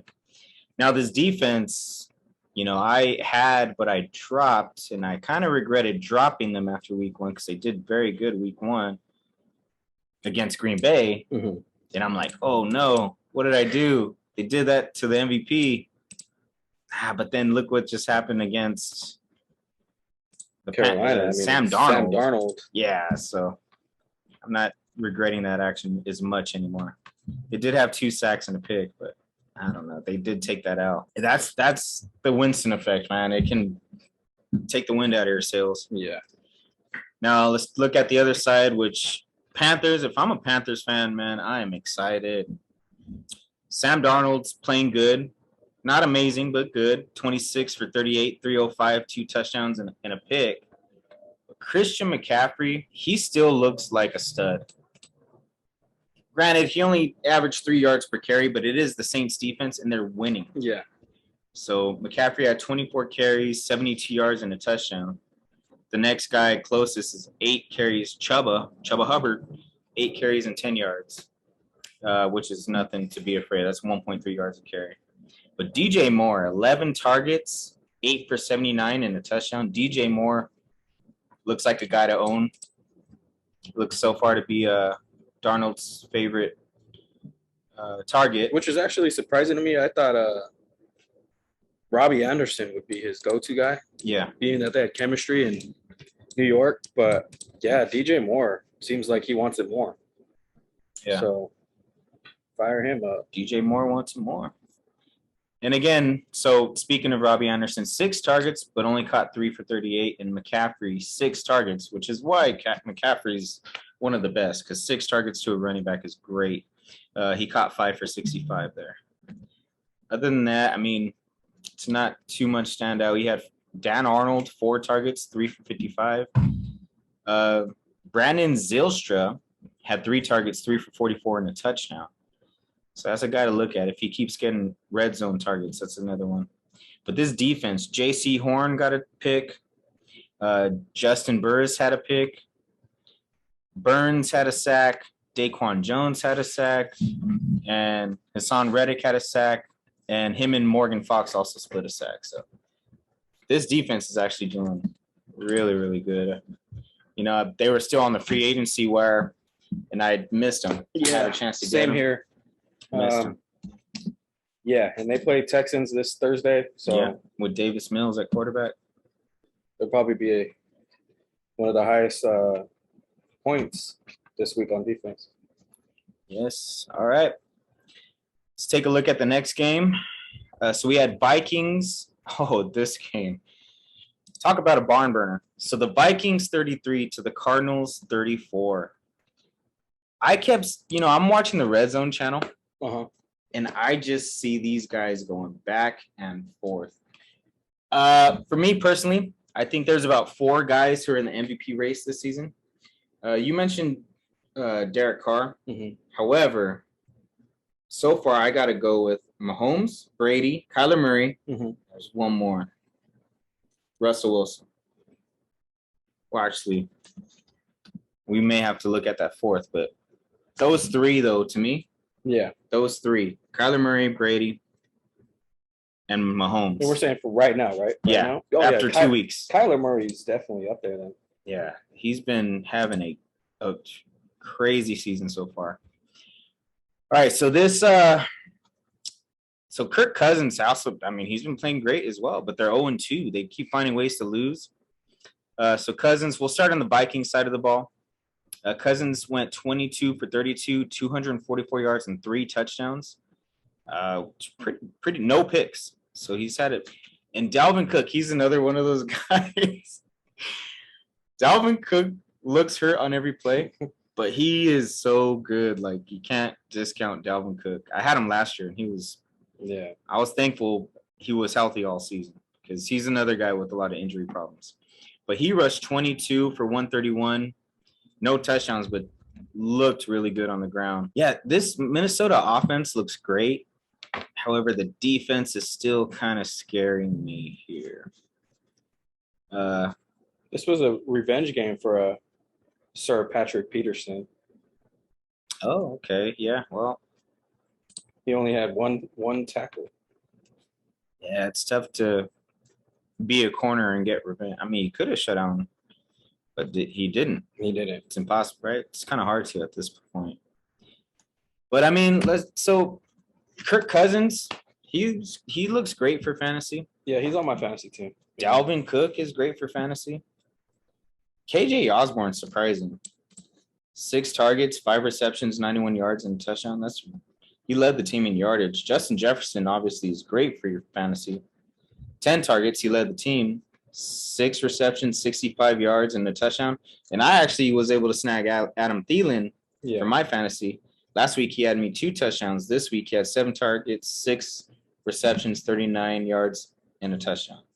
And there was even words about them having breakfast. And, so I'm hoping that continues and this team remains great on offense. It's just they keep finding ways to lose. Yeah. They lost on a field goal on this one, 21 seconds remaining. Oh, no, I'm sorry. A missed field goal. I remember that. I remember the Niners fans. Yep, it was a missed field goal. Really upset about that one. But, yeah, they had 2 picks, Xavier Woods and Nick Vigil. And I got to mention it, Danielle Hunter had 3 sacks. Man. It's a great game for him. However, with that said, they still weren't able to necessarily stop this offense. So now let's take a look at the other side.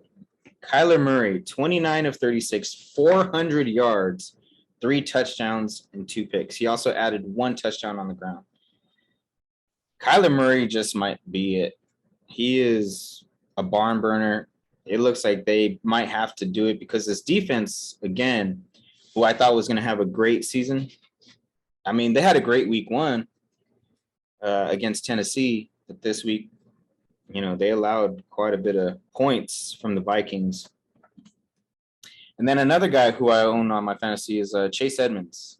He had 8 carries, but he did split right down the middle with Connor, but he outgained Connor by quite a bit. So 8 carries for 46, Connor 8 for 26. And then, like I mentioned, Kyler Murray had 5 carries for 31 yards and a touchdown. All right, we have to talk about it. Rondale Moore. He's available in my leagues. 8 targets, led the team. Mm-hmm. Maybe Patrick Peterson did do a good enough job for that to be happening, because usually you don't see DeAndre Hopkins not leading the team in targets. But Rondale Moore, 8 targets, 7 receptions, 114 yards, and a touchdown. Next with targets is Max Williams. He's their tight end, if I'm not mistaken. Yep. 7 targets for 94 yards, caught all 7. That's really good. Christian Kirk, who had a crazy week 1, only 4 targets this time around, caught 3 for 65. And D-Hop, I mean, even though let's call this a down game, 4 targets for 54, still had a touchdown. Yep. And we got the old man, 6 targets. AJ Green caught 3 for 44 and a touchdown. This offense is just crazy because even Chase Edmonds had 5 targets, caught all 5 for 29. You might be able to own multiple pieces on this offense. Yep. Yeah, Max Williams, Rondale Moore, Christian Kirk week 1, maybe not. Still had a fairly good week. Hopkins, AJ Green had a touchdown, and Chase Edmonds he's getting the ball in the air and on the ground. Yeah. If this Arizona defense can put it together and find a way to be more dominant, watch out for Arizona. Yeah, I agree. And I know Niner fans are going to hate hearing that, but yeah. Marcus Golden had a sack on defense.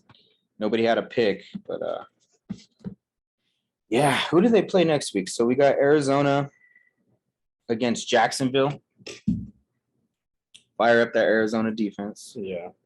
And offense. Plug in everybody. And Minnesota plays Seattle. So, man, it's not looking any better for Minnesota. All right, now let's go ahead and look at one of those teams, Seattle, who they played Tennessee. Tennessee won 33-30. And we're got about 4 more games here. Were you able to check out this game? Anything stand out to you? Yeah, so I watched this game. It was right after the Cowboy game ended. It was the last game airing before the Sunday night game. King Henry. Whew. He just exploded. I didn't get to watch the whole game, but they kept showing highlights throughout the game, and Seattle was up by a lot. Yeah. By a couple touchdowns, I believe, at some point. And it seemed like Derrick Henry put the team on his shoulders and just really brought him back. I mean, even just looking at his stat line, 35 rushes, 182 yards, 3 touchdowns, and then the long one, the 60-yarder, that really got him back in the game. So, yeah, that stood out. But another thing, I know we'll go through all the stats and all that, but one thing in this game that I will want to say is Russell Wilson in the overtime extended period. I mean, oh yeah, so he went running backwards. To me, it looked like a safety, but what was he doing? That's more so. Yeah, maybe that's why we're gonna take Russ out for now, the MVP conversation. But that was just a weird. You don't see that from Russell Wilson too much. So, and even if we do usually see that from Russell Wilson, I've already been quoted before as saying Russell Wilson is so lucky that it's a skill at this point. He's able to squeak out of everything. He can play that tip drill and just run around, be able to last second get it to somebody open. But yeah, surprisingly that happened in OT. And like you mentioned, the Seahawks were up right before the half, 24-9, and then again late in the fourth quarter, at the start of the fourth quarter, they're up 30-16. Wow. So this was an amazing game. And as an owner of Tannehill and Derrick Henry, and I think I might have even had Titans defense, I might have dropped them now. But I had high hopes for Tannehill. What's your thoughts on Tannehill so far? He looked good. He did his stats would look better if they didn't call that touchdown for Julio Jones back. I don't know if you saw that play. I don't know if you saw the still images. It was a touchdown. There wasn't even enough to overrule it. It was called a touchdown, and they overruled it, which blew my mind because I drafted Julio Jones. So I think Tannehill is going to be all right. I think he's going to be okay. Yeah, and week 1, it wasn't great for Tannehill. Week 2, this is a little bit better, but still no touchdowns. But this was Derrick Henry's game. So real quick, we'll go through it. Tannehill, 27-40, 347, no touchdowns, but no picks. Added 4 carries on the ground for 27 yards. But the Yeti, 35 carries, 182 yards, and 3 touchdowns. And he's just a monster. Added another 6 receptions for 55 yards in the game. Yeah, he had 50 points in my fantasy league. Yeah. So. Yeah, no, he carried me to a win. Well, him and Brady carried me to a win in my league. Yeah, Derrick Henry is back. Week 1, again, he didn't do nothing. Yeah. But this week, he said, well, all right, talk about me.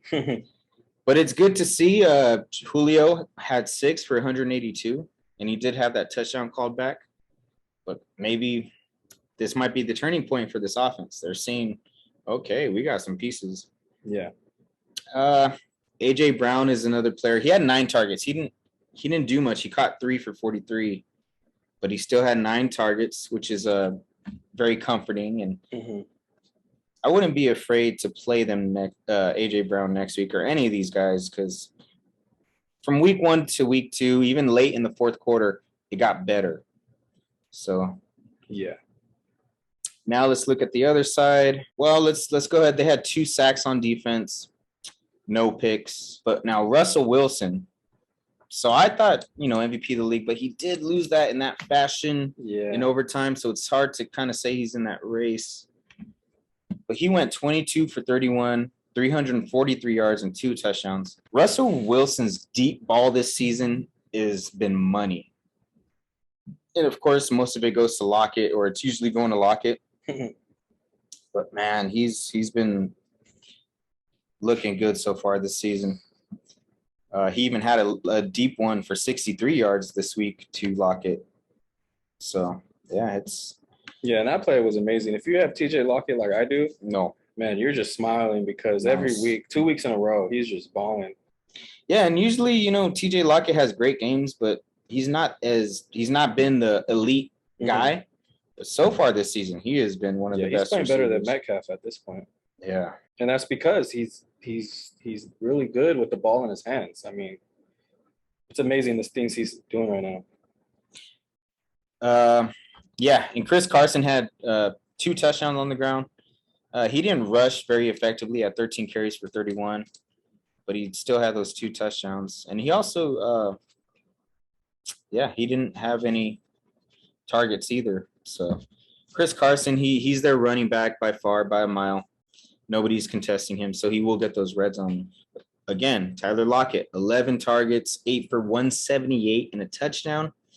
And Metcalf also had 11 targets, but he only caught 6 for 53, no touchdowns. So I think all that's missing right now is Metcalf is the touchdowns. Yeah. Swain had 5 targets, caught all 5 for 95 and a touchdown. So, I don't know if you're going to trust Swain to be very consistent in that, but. Yeah, last week, just, Swain had 1 target, 0 catches. That's it. So. And this defense had 3 sacks, but. Yeah, the way they lost that, you usually do not see that from Russell. Yep. Now, next week, Tennessee plays the Colts, and they're, I want to say Tennessee will win that game. And Seahawks play Minnesota, as mentioned. It's going to be another high-scoring game. Yeah, that can be a good one. All right, we have just a few more games now. So this one, we'll look at it, which was the Sunday night game. The Chiefs at the Ravens. So the Chiefs lost this game 35-36. And it was, we can go into it. So the end of the game, I remember Ravens needed a first down, went for it, 4th and 1. Mm-hmm. And the coach asked Lamar, he said, "Hey, should we go for it?" He said, "Yeah," or in his words, "Hell yeah." He's like, yeah. So what you think?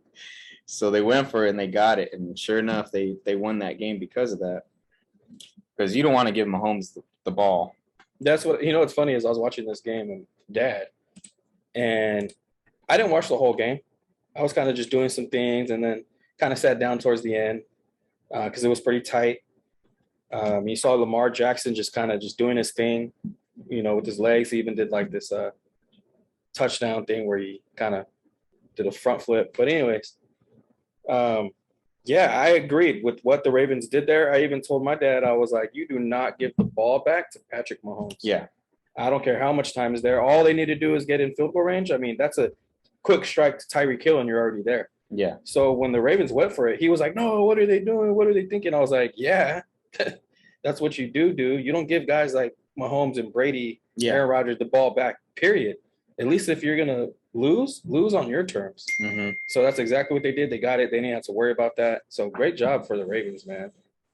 Yeah, it was like you mentioned, you don't want to give Mahomes the ball back with too much time, anytime possible. Any of the, they got some of the quickest receivers. I have to say it, Edwards-Helaire, not speaking fantasy-wise. He did lose the game for them, though. Talking team-wise, I even saw it in the Super Bowl. He seems to let this team down in clutch moments. Yeah. Missed blocks. He's supposed to be great at pass blocking. Mm-hmm. He fumbled the game here, lost it for them. It's funny because Matthew was out week 1. Matthew's back this week. The first drive was an interception. Matthew, pick 6. Yeah. Yeah, Tyrann Matthew's a really good player. But, let's get into it. So, Patrick Mahomes, again, MVP race is as usual. Yeah. Went 24 for 31, 343, 3 touchdowns and a pick. And like I said, Edwards-Helaire is by far the leader running back. But even then, he went 13 for 46, no touchdowns. Yeah, he's definitely a letdown. I drafted him last year, my first pick. And you would think the Chiefs, because normally their running backs, Jamal Charles, and then even Damon Williams mm-hmm. was doing really good with back there. And you would think it would help them because they get to sit behind Mahomes and take that ball. Kareem Hunt. Yeah, Kareem Hunt was another one. But Edwards-Helaire, you're not getting that with him. He's not getting those games. I kind of want to say, because remember they said Mahomes is pounding the table for Edwards-Helaire. Mm-hmm. I kind of want to say Edwards-Helaire kind of went in there to just help his boy. Yeah. Be selfless in that way. Let me help you be the GOAT. Yeah, that's true. That's a good point. It's like, hey man, I'm here and I won't complain. You go do your thing. Maybe give me a touchdown here and there. But so I kind of want to say, watch out for Hilaire, you know? Yeah, he's not. Well, that's interesting there. He's not really there to be winning then. I mean, to be like To be a fantasy Yeah. star. he's just like, hey man, we win some Super Bowls here. Well, you do your thing. I'll thanks for the ride along. Yeah. But as usual, Kelsey, 7 receptions, 109 yards, touchdown. Pringle was their deep guy this game. He had a touchdown on a deep one. Hardman had 8 targets, 5 for 55. I mean, I don't want to go into what the rest did. Tyreek Hill, though, only had 4 targets, 3 for 14. So I got to give Ravens some props and kind of shutting down Tyreek in this one. Yeah, that's pretty crazy to shut down Tyreek Hill. Yeah. But again, Tyrann Mathieu had 2 picks, and Sorensen even had, well, along with 10 tackles, a sack. I always thought Sorensen is like a really clutch player. I've seen him do some really amazing plays in the clutchest of moments. But let's go ahead and look at the other side. Lamar Jackson. What do you think of Lamar Jackson? I have some thoughts. I think the way Kyler Murray is playing is the way I thought Lamar Jackson would be playing. Just that dual threat. Actually, what am I talking about? I'm looking at his stats now. He had 107 yards rushing. Yeah. So I am looking at his passing yards, and maybe never mind. I take it back. He's doing his thing. 2 touchdowns running, 1 passing, over 100 yards rushing. Yeah, man, he's amazing. Yeah, well, watching that game and, our sports chat with the family, Lamar Jackson goes out there, throws a pick 6. Mm-hmm. A few plays later, I mean, yeah, they came back and they score a touchdown, which was a rushing to, wasn't necessarily. But a few plays later, I think he even gives up a big sack. And one of our family members keeps saying, oh, Lamar Jackson is trash. Lamar Jackson is trash. But then he does these plays where he just goes off, can bust out a 60-yard run, and he puts his team right back in it. Ah, man, I'm sure being a Ravens fan, it's got to be somewhat stressful, huh? Yeah. But no, coming out of the draft, I remember a lot of people not having faith in him. Mm-hmm. And I said, no, I think Lamar Jackson is going to be good. Just his drive, his hunger, his comment he made. He's like, but best believe you got a Super Bowl out of me. Yep. And but we'll see. We'll see. A lot of things have to go right. But I got to mention, Tyson Williams looked great in this game. He did last week too. Yeah, he looks really good. I know that running back core has dealt with a lot of injuries, but he looked great. Devontae Freeman had 2 rushes for 29 yards. So he even looked good in those couple of plays as well. But Marquise Brown, I've been waiting. Hollywood. I've been waiting for this guy to show up for a while now. Yeah. This might be his breakout. I mean, every time he got that ball, he's wide open. Mm-hmm. I mean, we'll see if he can keep it going. But if he can keep this going, he might have put himself on the next echelon, the next tier. Yeah, we'll see if he keeps it going, because I remember he started. I mean, my memory takes me back to last year, week 1. I think he did the same thing. I think he started off really hot first couple games, and then kind of just disappeared. Yeah, I remember the same as well. So let's see if he could keep it Hollywood. Yeah. Mark Andrews had 5 targets for 57, which again, that's good for a tight end. Sammy Watkins, revenge game, 7 targets, 4 for 44. Not that great, but and again, Tyson Williams had 2 targets and 16 yards to go along with those 77 rushing yards. Latavius Murray had quite a bit of carries, 9 for 36, and he even had that touchdown. So we'll see. I mean, Tyson Williams looked really good, but it feels like they want to spread it more evenly. So we'll see how it goes. And Tavon Young had a pick, which is rare to see from Mahomes. I remember that play. So he's getting tackled, and he's falling just like he did in the Super Bowl. Mhm. He flicks it, and that last time he did it to the Bucks, hit the dude right in the face. But this game, I think this is the one that led to a pick. So Mahomes is the most talented quarterback I've ever seen, but maybe he wants to avoid doing that from now on. Yeah. But Chiefs play the Chargers next, so that's going to be an interesting one. Yeah. And then the Ravens, I think we mentioned already. If I could find them, it's playing Detroit. Oh, man. Those both seem somewhat interesting. All right. So before we get to the Monday night game, let's do it. So let's talk about my Bucks and Falcons. All right. So watching this game, I'm a Bucks fan. Before the fourth quarter, it is too close for comfort for me. Mm-hmm. Our cousin is a Falcons fan, and he's texting me throughout the game. He's like, woo, woo. I'm like, oh, man, this is too close for me. Yeah. But Brady is having a seat. 5 touchdowns. Brady. 24 of 36, 276, 5 touchdowns. 2 went to Gronk. 2 went to Mike Evans. 1 to Godwin. 1 to Godwin. Yeah. Yeah. Brady is having an MVP season. I mean, I'm very glad. I even reached for him, and as far as his value in the draft, I reached for him, but it looks like possibly a steal now. So yeah, Brady's having same for me in my fantasy. 2 quarterback league. Quarterbacks were kind of going. I think I got him in the 6th round, and now it's looking like he could have went 3rd round. Yeah. Even 1st if he keeps this up. So the fact that I got him at 6th round, that was a steal. Yeah. Now I got to mention that Bucks running. I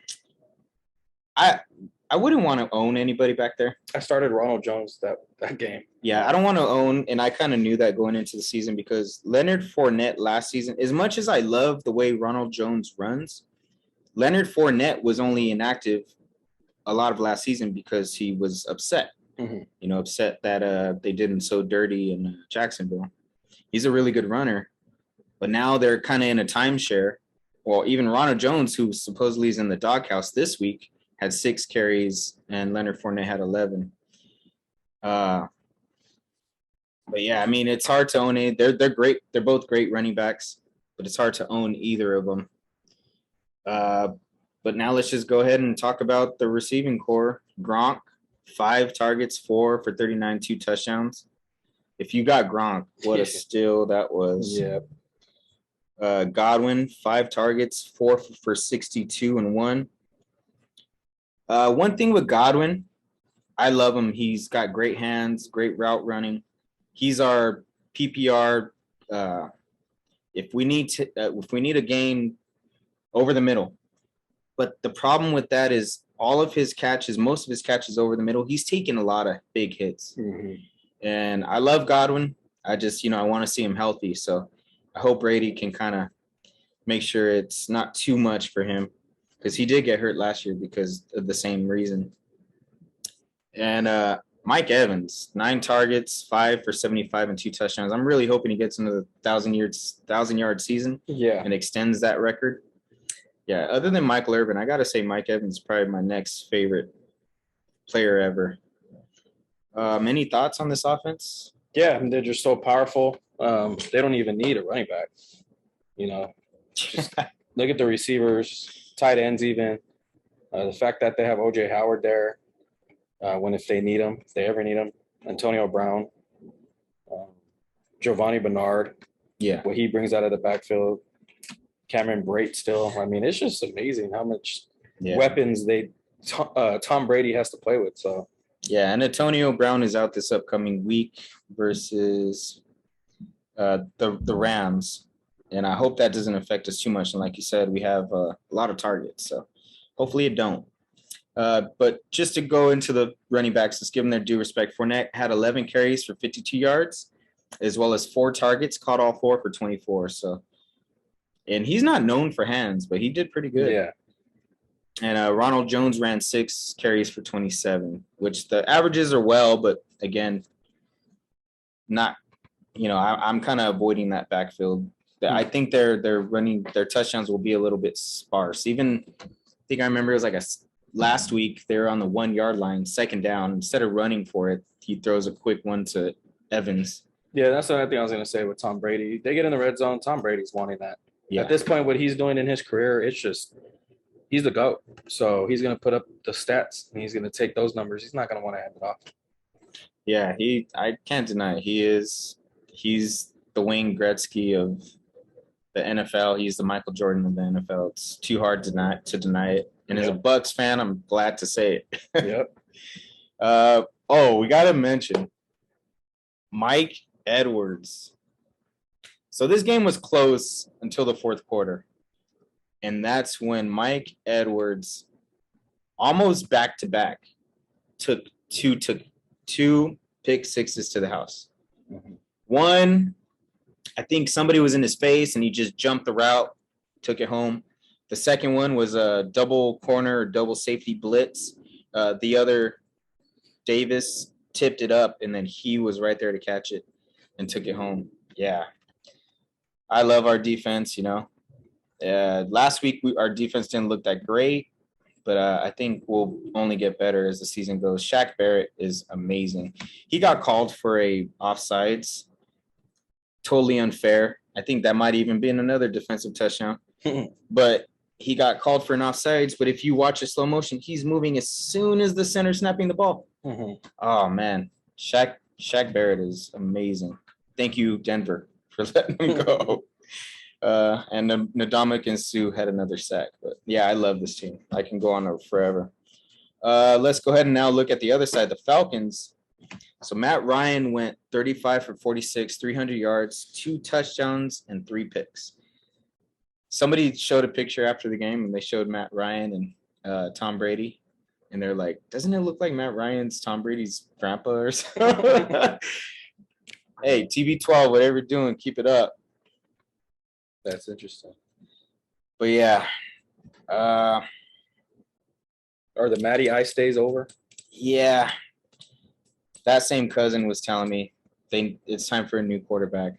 And I felt bad for the guy because I think in the fourth, the first pick 6, he was arguing with this offensive coordinator, his coach. But he was arguing with somebody, Matt Ryan was. And we know Matt Ryan's good. Yeah. So it could possibly be the coordinator. Mm-hmm. But at this point, oh, man, I feel bad for him. That it just didn't help that second pick 6. And he even just kept his head down walking off. Yep. And I felt as bad as we did the same to Drew Brees. Yeah. It could be time, but I mean, 300 yards is still not easy for a quarterback to do. Mm-hmm. We see Mac Jones 111 or whoever, he's not. So I don't know. It could be Matt Ryan. It could be this defense, but Mike Davis looked pretty good running the ball, but only 9 carries for 38. I love the way they use Cordarrelle Patterson this game. Yeah. 7 carries for 11 yards and a touchdown. Had a couple of wildcat looks. I think he even turned over the ball one time because of it. But also 7 targets in the passing game, 5 for 58 in a touchdown. Other than that fumble, he looks like a good football player. He knows the right play. He makes the right cuts. Another person, Kyle Pitts, looks great. Yeah. He's a big tight end, looks like a receiver, plays like a receiver, 6 targets, 5 for 73. Calvin Ridley, here's another guy I have in a PPR league, 10 targets, 7 receptions for 63 and a touchdown. I kind of actually, despite 10 targets, I wish they went to him more because Russell Gage, he's not impressing me. 7 targets, 5 for 28. I don't know. But again, Mike Davis also had 7 targets, 7 for 25. So I don't know. I mean, I feel bad for Falcons fans because that defense. There's things like, seems like everything's there. Matt Ryan still has the name. Kyle Pitts, you mentioned. Calvin Ridley, one of the best receivers in the league. But maybe it's a running back they're lacking. Maybe it's not Matt Ryan. Maybe they need a stud at running back. And their defense is rebuilding. They did have 3 sacks on defense, but they're not necessarily stopping too many teams. They did have 3 sacks though against Brady, which is somewhat pretty good. But Falcons this next week will be taking on the Giants. So I know you want the Falcons to win that one. I want the Giants to win that one. I'm rooting for the Giants. No, Giants or Falcons? I mean, Falcons. Yeah. I'm rooting for the Giants to lose is what I meant to say. Yeah, and I'm rooting for the Giants to win. And then Bucks against the Rams. That's going to be a good But I feel like that's going to be a good game just to watch because I feel like they're on the same level skill-wise for those teams. Giants, Falcons. Yeah. Yeah. Defense is both kind of struggling. Yeah. Yeah, and the defense, I mean, the quarterbacks, I like what Daniel Jones is doing on the ground. I'll be honest. I like the way he's running this year. I picked him up in one of my leagues, so I'm hoping he has another good game. And then it was Bucks and Rams. Yeah. That's going to be a good one as well. The fact that Rams are expected to compete in the playoffs, which was going to be hard because the NFC West is looking tough. Yeah, So- definitely with Arizona. Or So- I'm sorry, not Yeah, Arizona, Arizona, Niners, Yeah, Seattle. yeah, it's a good division. This is going to be a big game for the Rams, more so than it will be for the Buccaneers. Yeah, well, I'm hoping the Bucks can pull that one out. I mean, Aaron Donald, it's a beast. Ramsey's a beast, and now Stafford, right? Yep. Yeah, that's looking like a complete team over there. All right, let's check it out. The Dallas Cowboys defeat the LA Chargers 20-17. Take it away. How did your team look? Was it Whack Prescott? He had moments where whack Prescott showed up, or should I say Whack Trascott? He definitely had his moments where I was like, man, because let me tell you, I was watching this game. Yeah. Dak Prescott plays to the level of his opponents. What I saw from Dak week 1, I'm not a fan of Dak. Just to put it out there, I'm not a fan of Dak. I didn't want them to sign him because the thing with Dak and a lot of fantasy players, I think fantasy helps hide a lot of the problems these days when it comes to players. Dak Prescott is a great fantasy player, but that's because the Cowboys are always down. And it's garbage time. It's garbage points. So people are like, oh, Dak's a great quarterback. Well, yeah, you're looking at the final statistics, but they're not winning those games, and they're always behind by like multiple touchdowns. So week 1, Dak looked good, better than I thought. So coming in to play the Chargers, I was like, you know what? Against my Bucks, yeah. Yes, really they did that good against the Buccaneers defense, who we saw what the Bucks just did to Matt Ryan. So I was like, come on, Dak's going to blow this team out, or at least put up a lot of points. We didn't get that. Yet again, Dak plays down to his competition, and he made it a lot harder than it needed to be. He has all the pieces. He has the O-line. He has the running backs. He has the receivers. We barely won by 3. Barely. So I'm going to give Dak some slack here. Chargers, I like their team. I like their defense. Derwin James is a beast. So I'm going to give him some slack. I mean, and I got to be real. If it wasn't for the refs, Joey Bosa, Cowboys would have lost that game. And I'm a realistic Cowboy fan. Yeah, that whole in the grass or something like that with Micah Parsons. Is it at the end of the game? Herbert scored a touchdown to Cook. They called it back. Something on the line. And then there was a big sack by Parsons, which they could have easily not given him that, and I don't think they should have. Just looking back at it, so yeah, if I'm dead serious, if the Cowboys didn't have help from the refs this game, Cowboys would be sitting at 0-2. Well, I don't want you to be too down on your team because what we saw week 1 was promising, but it sounds like this week 2, it sounds like even though you guys got the win, now you're kind of. Yeah, I mean, like not I said, as promised. But the refs helped out big time. I will say Tony Pollard balled out this game. Zeke had a good game too. I mean, 16 for 71 and a touchdown. CeeDee Lamb had a good rush for 13 yards. Lamb's looking like a go-to player here. Yeah. 9 targets, 8 receptions for 81 yards. He's looking like a huge part of this offense. And again, with Pollard, along with those 109 yards rushing. Also had 3 targets on 31 yards. Yeah, so I mean, Cooper only had 5 targets, 3 for 24. But you watch the game. CeeDee Lamb, I think, is going to be an integral part of this offense. So he's a fire up every week guy. What are your thoughts on Tony Pollard? So I did watch the game, and man, he just has burst. He's fast, and I think Zeke does help though, because Zeke is more of the pounder. Mm-hmm. It makes it tough for the defenders to always want to tackle him. So when Pollard does come in, he's a different change of pace, and he's faster. Yeah. Where they're expecting Zeke to kind of run at them, Pollard's just like he's running past them. So I think it does help. Oh, I see. But I did pick up Pollard in my fantasy. Yeah. Because that's good. That's a good sign. It's looking like Pollard and the Elliott combo, they're both benefiting. Nice. Yeah. Because he was available and I did not get him because he didn't do this week 1, obviously. Mm-hmm. So I like consistency more. Oh, he'll do it against the Eagles because that's one thing as a Cowboy fan. Yeah. I will say when it comes to Pollard, he always does good against the Eagles. Nice. But now I'm looking at it, 3 targets as well. That's another target more than Zeke. So yeah, I mean, so you're still on the fence with Dak, and I'm always gonna be on the fence with Dak until Dak. Fantasy wise, go get Dak. He's gonna be top fantasy player. But as far as winning wise, Cowboys don't need to win. They already live lives like a rock star. So they just don't need to. They're always going to be Forbes #1. The players get their endorsements just by wearing the star. Yeah. Dak has yet to lead the Cowboys to a deep playoff run. So I want to win at this point. Yeah. But it's funny. I was having a conversation with another Dallas fan, and he's like, "Oh, Cowboys, we're going to do good." Nah. Dak got paid.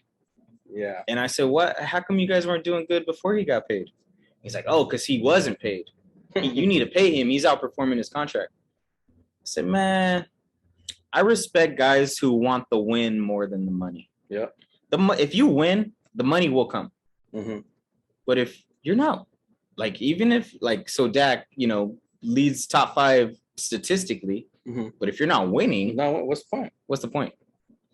But he's like, "Oh, now that he got paid, now we'll win." Well, that's not true because Zeke got paid and Zeke has been on the decline since he's gotten paid. Exactly. So exactly. It just shows for me somewhat your character. Mm-hmm. I mean, we see Tom Brady taking pay cuts every year. Yep. And what are we doing? Winning. What does he do? Win. If you win, the money will come. That's the thing too. These guys, maybe these younger guys, maybe Tom Brady didn't always take a pay cut in his younger days, but as he's older now. But yes, it's true. You end up marrying a supermodel if you're winning. So that's money in your household there. Yep. She could care for herself. Yep. These other guys, they got girls in it. But anyways, and then there's the endorsements. You start getting financial from all these other places because you're winning. So I think these younger guys, they just want to get paid. And they don't care about winning too much. So, yeah. So, well, what's your thoughts on Cowboys defense? I got to jump in here. I think your defense is doing pretty good so far. I think they're doing decent. I think the fact that they had 3 takeaways last week against the Bucs, and then 2 this week. Because I remember one guy I was watching, he was like, "Oh yeah, those were lucky." He's like, "Those were lucky. Those were tip drill against the Bucs." Because the balls were tipped and whatever. Yeah. So I was kind of feeding into that. All right, yeah. But 2 takeaways again this game. Yeah. That's a total of 5 already in 2 weeks. I haven't seen this from the Cowboys in years. They don't take the ball away. I think the Cowboys defense looks pretty good. Trayvon Diggs had a pick. DeMonte Casey, he had a pick. And like you said, Parsons had a sack. So did Van Der Esch. Yeah. I think the Dallas defense looks really good. I mean, I've seen what Brady can do against defenses, and you guys were in the game against us. Yeah. We just blew out Falcons the last couple seconds, but you guys were still in that game. It was up to Brady to get us just into field goal range. Yeah. Which, it wasn't a touchdown or nothing. So let's go ahead and now look at the other side of the ball. So the LA Chargers, Herbert high hopes this season. Has he delivered so far? I'd say so. He's delivered. Look at his I would say his circumstances with new coach, right? New coordinator too, I believe. So the fact that he's already putting up 338 yards, he had 1 touchdown. He did throw 2 picks, but he's going to correct these things. He's still a young player, and he has weapons. He has the weapons to do so. So he's only going to get better from here on out, I believe. They did win week 1. But as far as fantasy, what he did in his rookie season, that's why I was asking. I do think he is somewhat of a letdown so far, fantasy-wise. Can that change? Obviously, but from his rookie season and now, I mean, last week it was against Washington. Yeah. So that's a tough defense. That's a tough defense. But Cowboys are showing they're better than a lot thought. Yeah, definitely. But so that's why I said, from here on out, he should get better. Yeah, we'll see. I mean, they play Chiefs. So he better get better. He better get better. He better be 3 touchdowns just to have a chance that game. But so he went 31 for 41, 338 for a touchdown and 2 picks, as you mentioned. Is there a running back to own here? Eckler, 9 carries, 54 yards, which averages fairly well, 6 yards. But Eckler's, and he had 9 targets. He's worthy of owning. And that's what saved him. He's going to be the PPR guy out of the backfield. Eckler's worth owning. But outside of him, there ain't no other guy. None of their backups. Yeah, I mean, they didn't rush the ball too much outside of Herbert. Like, other than Herbert, they only rushed 15 times this game, and they spread that out between 4 players. Justin Jackson had 4 for 21. I mean, they had fairly good averages on the ground, but I guess they just were trying to rely on Herbert more. Maybe the turnovers might have caused that more too. Yeah, he did throw a costly one in the red zone, straight to KZ. So wow, okay.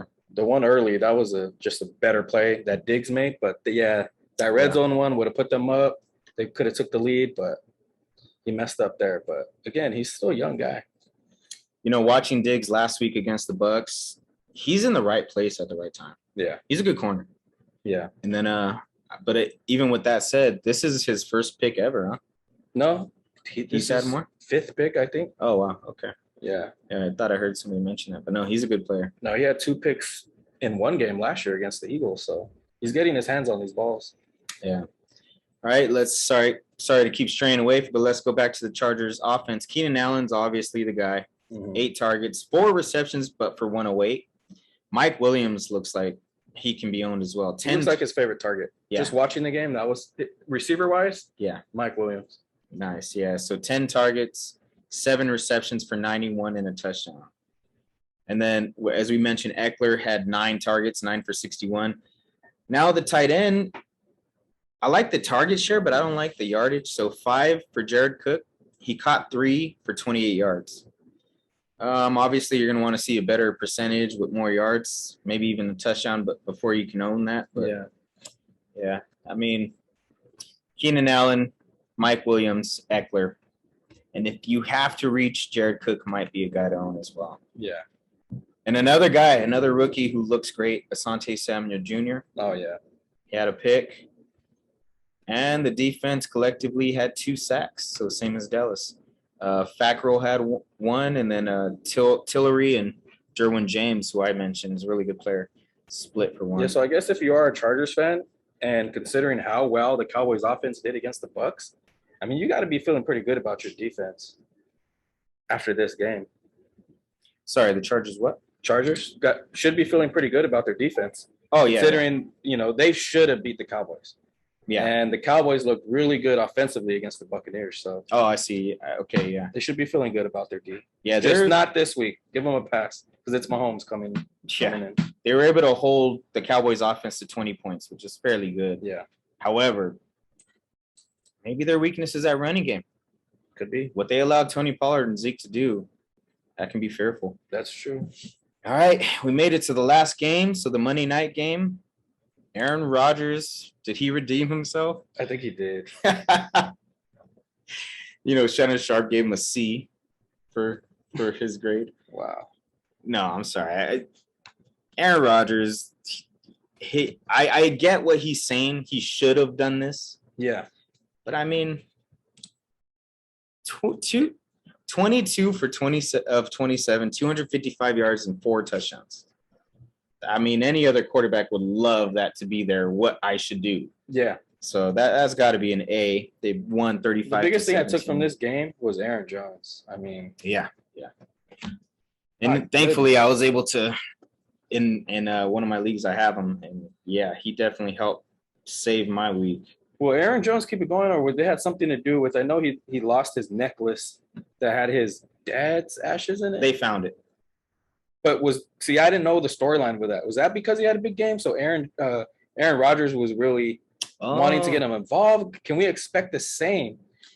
Is what I'm trying to say. Was it just the day? Did his dad just recently pass? Is that why he had this big game? I want to say we can expect more of the same. Maybe not to this extent, but at least we should expect good consistency from Aaron Jones because, yeah, week 1 he didn't do nothing, but that whole offense did nothing. Yeah, the whole offense. So I think, and then let's look at what Aaron Jones did last year. He had a great season last year. So I think we can depend on Aaron Jones. He had 17 carries for 67 and a touchdown, but the receiving is where. Yeah, 3 touchdowns. Yeah.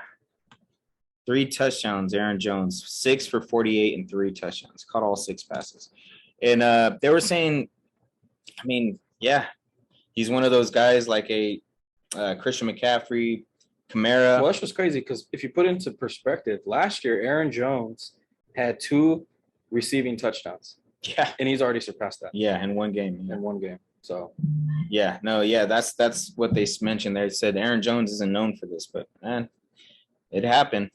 A.J. Dillon had 5, who's their rookie, if I'm not mistaken, had 5 carries for 18 yards. It's Aaron Jones' backfield for sure. Yeah. And Aaron Rodgers, I think, I mean, who do they got next? They have, let me find it here. They have Niners. Oh. Yeah. The Sunday night game. Oh, that is going to be an amazing game right there. Yeah, that they always play well against each other. So where is it at, by the way? At Frisco. Oh, that'd be one to go to. That's going to be a good game. Is that Aaron Rodgers coming home? Yeah, Aaron Rodgers coming home. Yeah. Man, I'm gonna be asking all our family if anybody's going to that one. That they should. If I was there, it's them, gonna be a good game, man. I might even go just as a funny. That looks like a good one to go to. But yeah, Devontae Adams did Devontae Adams things. 8 receptions for 121. Tunyon, 3 targets, 3 for 52 and a touchdown. Had a great week 1 as well, if I'm not mistaken. Yeah. I'm not a fan of the 3 targets, but I like the 52 and 1, obviously. Does he so far he's been consistent. I mean, if you didn't strike on one of those top tight ends, he's the guy to have. Yeah. 3 targets ain't bad. He's Aaron Rodgers likes them in the red zone, so yeah. I gotta say it. Valdez-Scantling, 4 targets, 0 receptions. Yeah. They're not connecting. And that's his deep ball guy. Yeah. So I think they'll figure it out. Yeah. So that's who is the other guy that we said the deep balls are not striking right now? And was it? I can't remember, but man, if Aaron Rodgers can figure out that deep ball with Scanlon, again, we may still see an MVP season from Rodgers, despite week 1. Still an early season. Their defense had a pick, and Devondre Campbell, who's the one who had a pick, he also had 13 tackles. Wow, he's having a great season. Well, he had a great game, but no sacks. Their defense. Yeah, surprising. All right, how about that offense? Did you see anything? The Lions. Did you see anything from the Lions this game? T.J. Hawkinson. Yeah, he's last year with Stafford, because I had Hawkinson. Yeah, so last couple years, so had to drop. It was good to see that Goff is still keeping his name relevant. Yeah, that's the biggest take from this offense. Swift does have flashes; he has moments, but just not enough. Goff looks decent, which I'm actually quite surprised. Yeah, but I just think it's one of those. It's going to be one of those. It's the Lions. Yeah, you're going to have guys that you could play in fantasy, but when it comes to real life, can't expect much at all. I do like their coach though, Dan Campbell. Yeah, And I think he will bring, hopefully, maybe they'll give him a few years to really change the culture of this team because I think he can. I don't like the Lions. We saw what the Saints did to Green Bay. Mm-hmm. Made Winston look like an MVP. Yeah. 17 points for Goff. 2 touchdowns and a pick, 246. I mean, it's not bad, but wasn't it at Lambeau Field though? Yeah. I mean, you do gotta with 70,000 fans back. Yeah, it's true. You know, Goff's. You know, those things, the jitters, the nerves, the crowd. So let's see who do the Lions play next. That's what I'm interested in. Baltimore. And is it at home? I think they're going 0-3, bro. It's at home. They're going 0-3. Well, I think so too. But yeah, I'm like I say again, man. I'm sorry if you're a Detroit fan because I saw how well the Niners did against the Eagles, and Jared Goff nearly.